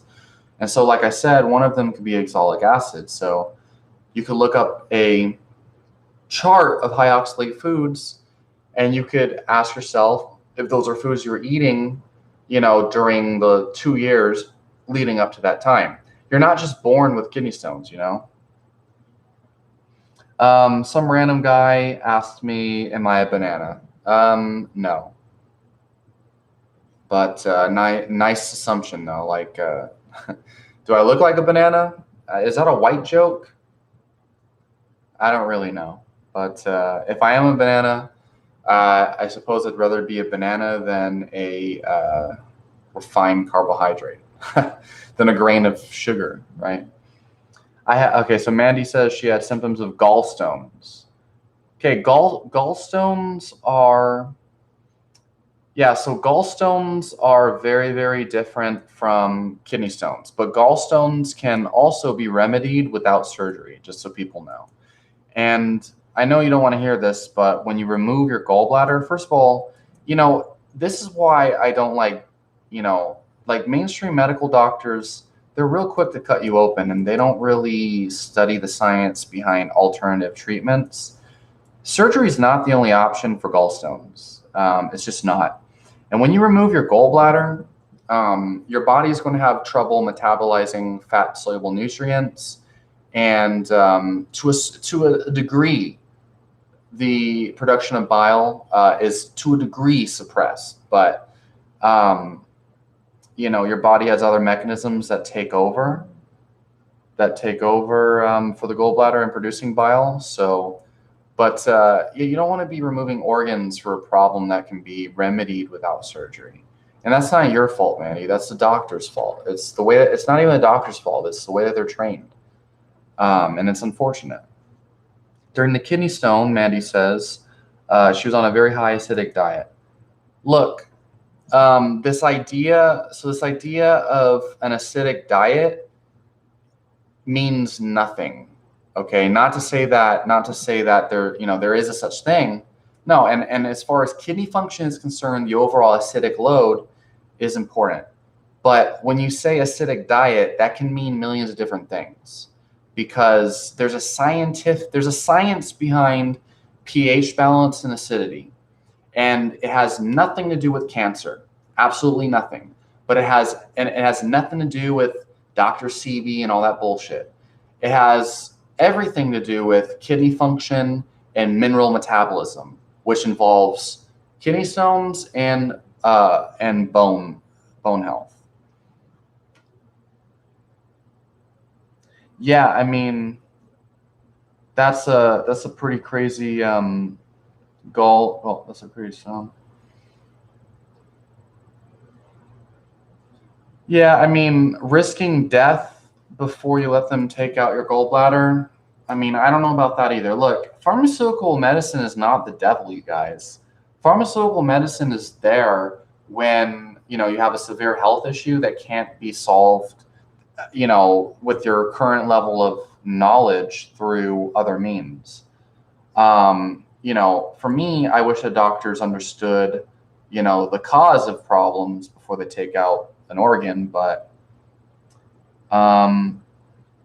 yeah. So, but as far as an acidic diet, so look, a calcium deficiency could pop. So calcium is an alkaline mineral, and if you don't eat enough calcium in your diet, your body will pull calcium out of the bone. Typically, calcium is a mineral that's pulled out of the bone to balance out acidity in the blood. Okay, so the fact is, your blood is never going to be too acidic. Okay, and if it does, you will pretty much be on the verge of death. Okay, like you will literally need to call an ambulance within an hour to prevent dying from metabolic acidosis. So remember, when we talk about an acidic body and crap like that, it's not this Dr. Sebi bullshit. You will die if you have overacidity. So the body actually maintains a neutral to slightly alkaline pH in the blood. The whole body cannot be one pH, can't be acidic or alkaline. Now, the reason why I'm saying this is because a lot of people think that way because they don't know what they're talking about, because they just believe shit people say. But the blood specifically needs to be slightly alkaline. And it maintains the slightly alkaline to neutral pH by taking minerals either from the diet or from the bone. Now, in regards to alkalinity, calcium is the main alkaline nutrient that it requires, or that it generally uses, as far as I'm aware. And if I'm wrong, post a study that shows otherwise. And so if you don't get enough calcium in your diet, you could develop, like your kidneys can have trouble filtering out the excessive acidity combined with the calcium that's being pulled from your bone. And excessive acidity can be caused by a variety of different things. The whole idea that protein puts an extra strain on the kidneys, it's not necessarily true. For one, it's not protein, but amino acids, and more so the byproduct of protein assimilation, which would be uric acid and products of uric acid. But a lot of it has to do with calcium deficiency, and then inadequate metabolism of calcium. And then beyond that, again, like if you're eating foods that are high in oxalic acid, then that puts you at the highest risk for oxalic acid kidney stones. You were taking vitamin D. So you said you were low on vitamin D for a while. And you said that after taking vitamin D, it slowed the symptoms down. So Mandy says vitamin D slowed the symptoms down. You're experiencing a lack of appetite. That sounds like vitamin B12 deficiency. Vertigo. Oh, well, and also, yeah, lack of an apple. Yeah, that's a gallbladder thing. 3 months of taking vitamin D, I started to notice those fading.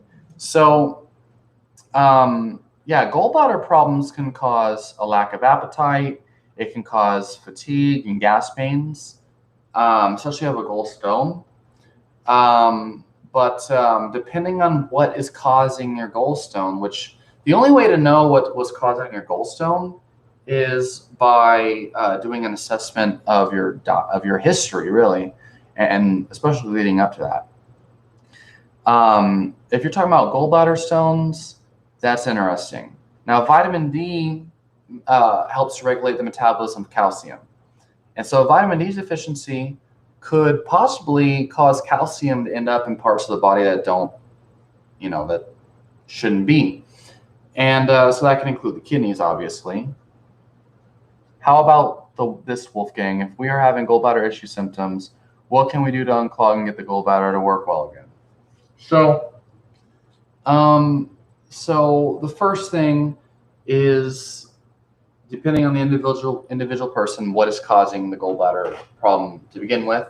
What gallbladder problem are you dealing with? Exactly, like, what kind of problem is it?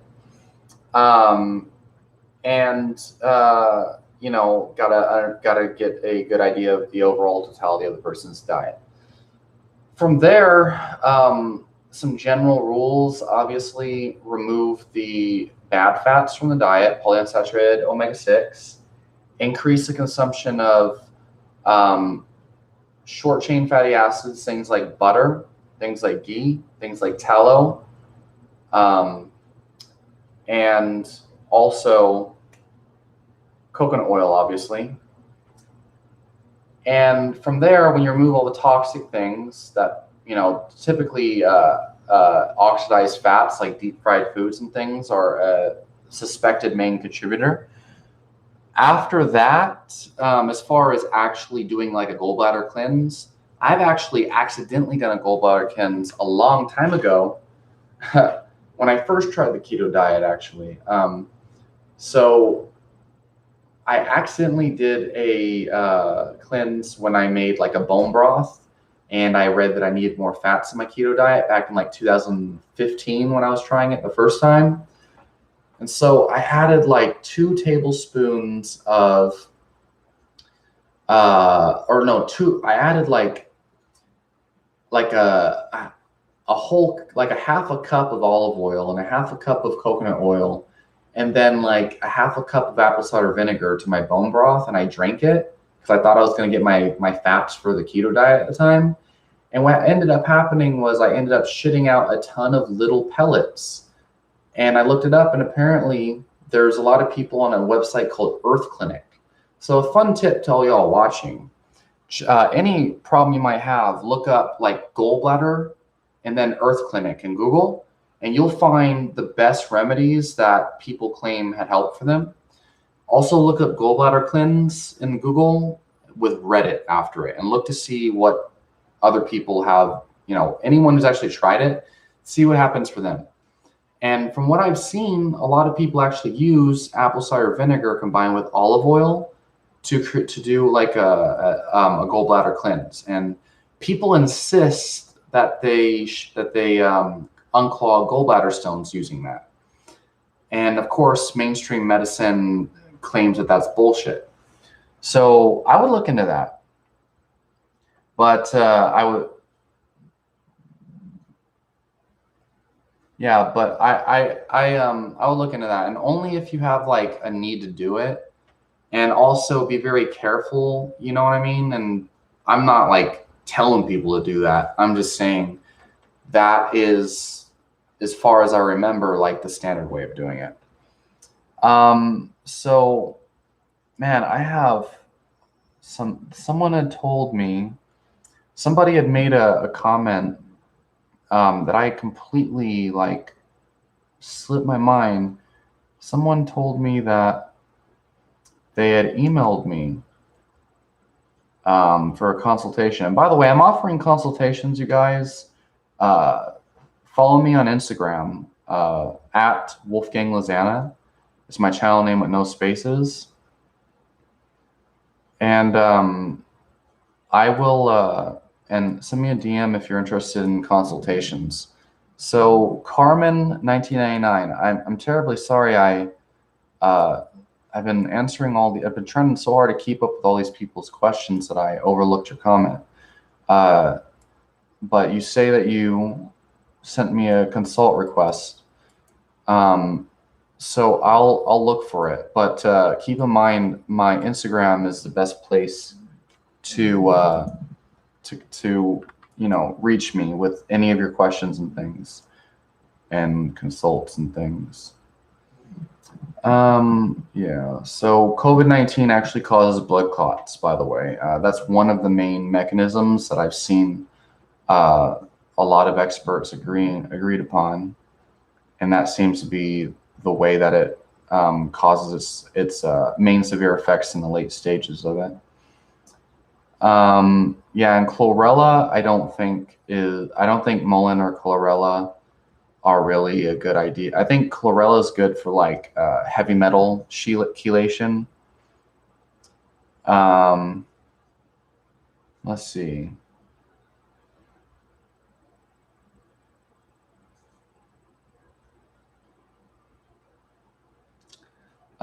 Yeah, I'm reading some of these comments just so you guys know.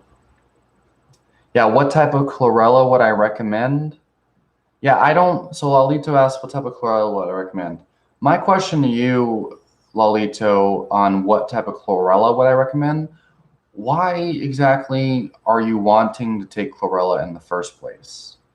Now, I used to be really big into superfoods and stuff before I realized that, um, those should be used as medicine, if anything. And the most powerful basic medicine to protect you from illnesses and diseases and to make you feel optimal and healthy and energized is a healthy diet. And I think a primal blueprint style diet with lots of fruits and whatever vegetables you want to eat, and 1 gram per pound of optimal body weight worth of animal protein, in grams.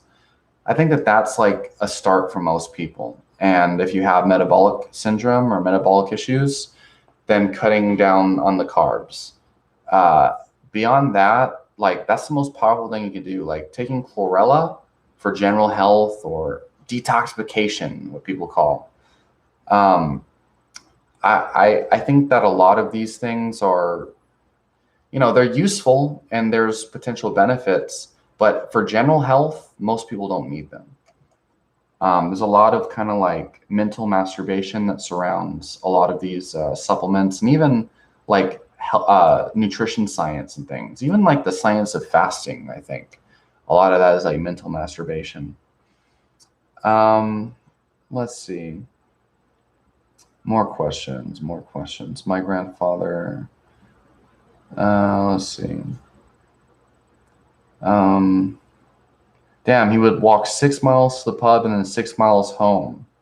Yeah, if you're walking 12 miles a day and you're wondering why you're lean and not diabetic from eating junk food, probably because of the 12 miles a day you walk. And if you're walking 6 miles home from like drinking at the pub, damn, you must be like really good with your alcohol. Let's see. I have a really low vitamin D. Okay. Looks like I had my girl at work is starting to become vegan, buying tofu. Kathy says, I want to tell her, no, don't do it. Eat some chicken or pork. Yeah, I mean, chicken or pork is way better than tofu, but chicken has the highest amounts of polyunsaturated omega-6 fats out of all the meat. But if you eat the skin, you're going to get a high amount of glycine and collagen and stuff like that. But yeah, I would, limit chicken intake for the most part. Just a general recommendation. Pork is, in my opinion, a backup if meat is too expensive for you. Like if like beef is too expensive for you, pork is a good backup. You can get pork chops pretty damn cheap. They still have a pretty high concentration of polyunsaturated omega-6 linoleic acid, which is something that you want to avoid. It's why vegetable oils are so bad.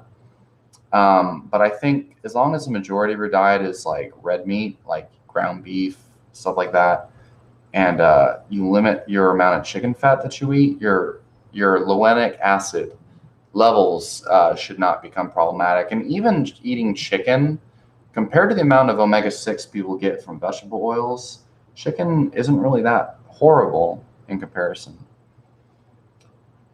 Let's see. Okay, let's see. New questions. Acid, gallbladder cleanse. All right, you guys. I'm going to look through the comments one last time, and then I'm going to be heading out to bed. So if you guys have any important questions for me that you really, really want answered, I will answer them before I go to bed. But I have a really awesome job interview tomorrow morning. So ask them right now, and I will answer them right now before I get off. Yeah, you know what? Since all you guys are watching right now, look. Yeah, so all of y'all right now, if you have important questions you really, really want me to answer, even if you've already asked them before and I didn't get to them, ask them right now. Oh, thank you, Carmen. I'm glad man, I'm so sorry that I don't have an Instagram account, so I had to email you. Thank you, Carmen. So I will look for your email. And I will actually email you. I will email you from my email if I don't see your email. I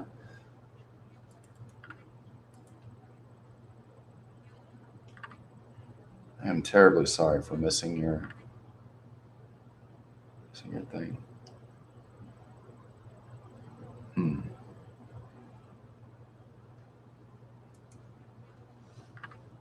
Yes, I look forward to talking to you too, sir. I hope that you're doing good. Thank you, Mandy. I appreciate it. And I am expecting to be recorded. So I'm not sure how my schedule is going to turn out this week, but I'm expecting to be. So I wrote a blog post today, actually over the weekend, on white rice and my recommendations for white rice, my opinion on its health status, and also why Asian cultures can eat so much white rice and then seem to maintain their health.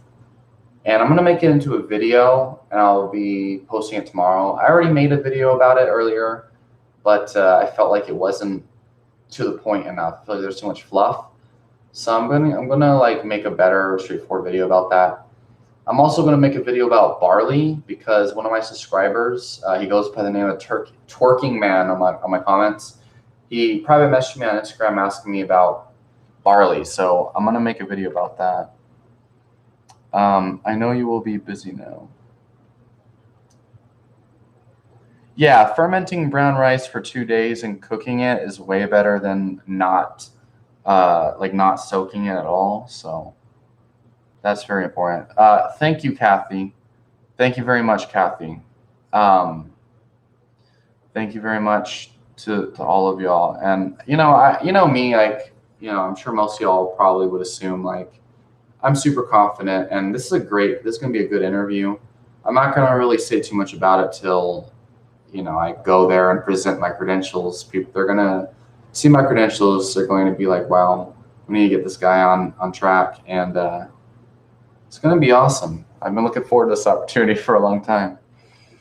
Yeah, my eyes are mighty beautiful, despite the fact that I'm pretty sleep deprived actually from all the work I've been doing this week. And I worked pretty damn hard this entire. Man, I've been working hard as hell since quarantine, since the lockdown shut down. So when the lockdown, the lockdown thing happened here where I live, right? And personal training, which is what I like to do, completely like no chance of doing personal training during lockdown for like coronavirus and shit. Everyone's all scared of getting it caught and getting it or whatever. And so I just doubled down on my security work. I started working like full-time security. I was working more like 20 hours a week or whatever during lockdown doing security, and I was getting paid like $18 an hour or something. And so I was doing lots of security work. I was taking night shifts. And then also when lockdown ended, the shift that I used to have, they had ended it during lockdown and they didn't reinstate it. So I had to continue working these harder shifts. And my jiu-jitsu gym opened up, like my MMA gym opened up. The MMA gym that I've been wanting to go for a long time, basically UFC gym that I was going, the old gym that I was going to got bought out by the gym I wanted to go to, and they gave me a good deal or whatever. And so basically I've been doing nothing but jiu-jitsu and Muay Thai the past like couple months or whatever. And so I've been doing jiu-jitsu and Muay Thai like 3 times a day, 4 days a week, alongside heavy strength training and working a really hard schedule. And I'm trying to find as much time as possible for my YouTube, and I really love you guys. Like, I appreciate all of my subscribers, and especially the ones that leave me comments, and especially the ones that participate in this live stream, because I love doing this more than anything. So I'm going to try to make those videos about the rice and everything. I'm going to try to make more awesome videos here. Probably more videos on like anxiety and mindset and stuff. And I know most people need a lot of motivation. I think mindset's extremely important for most people. So, yeah, so I'm going to try to help people expand their mindset. I think that there's just a lot of inefficient ways of thinking that's like disrupting the world right now. But yeah, so all right, I'm gonna take off, you guys. So it was really good talking with all of y'all. Follow me on Instagram if you have one, and hopefully I'll talk to y'all soon. If there's any videos you want me to record, let me know. Leave me a comment somewhere. Private message me on Instagram or something. Let me know what videos you want to see, and I appreciate you guys. I will be in dreamland here in a bit. Thank you, Carmen. I appreciate that. That is, in my opinion, what I do best.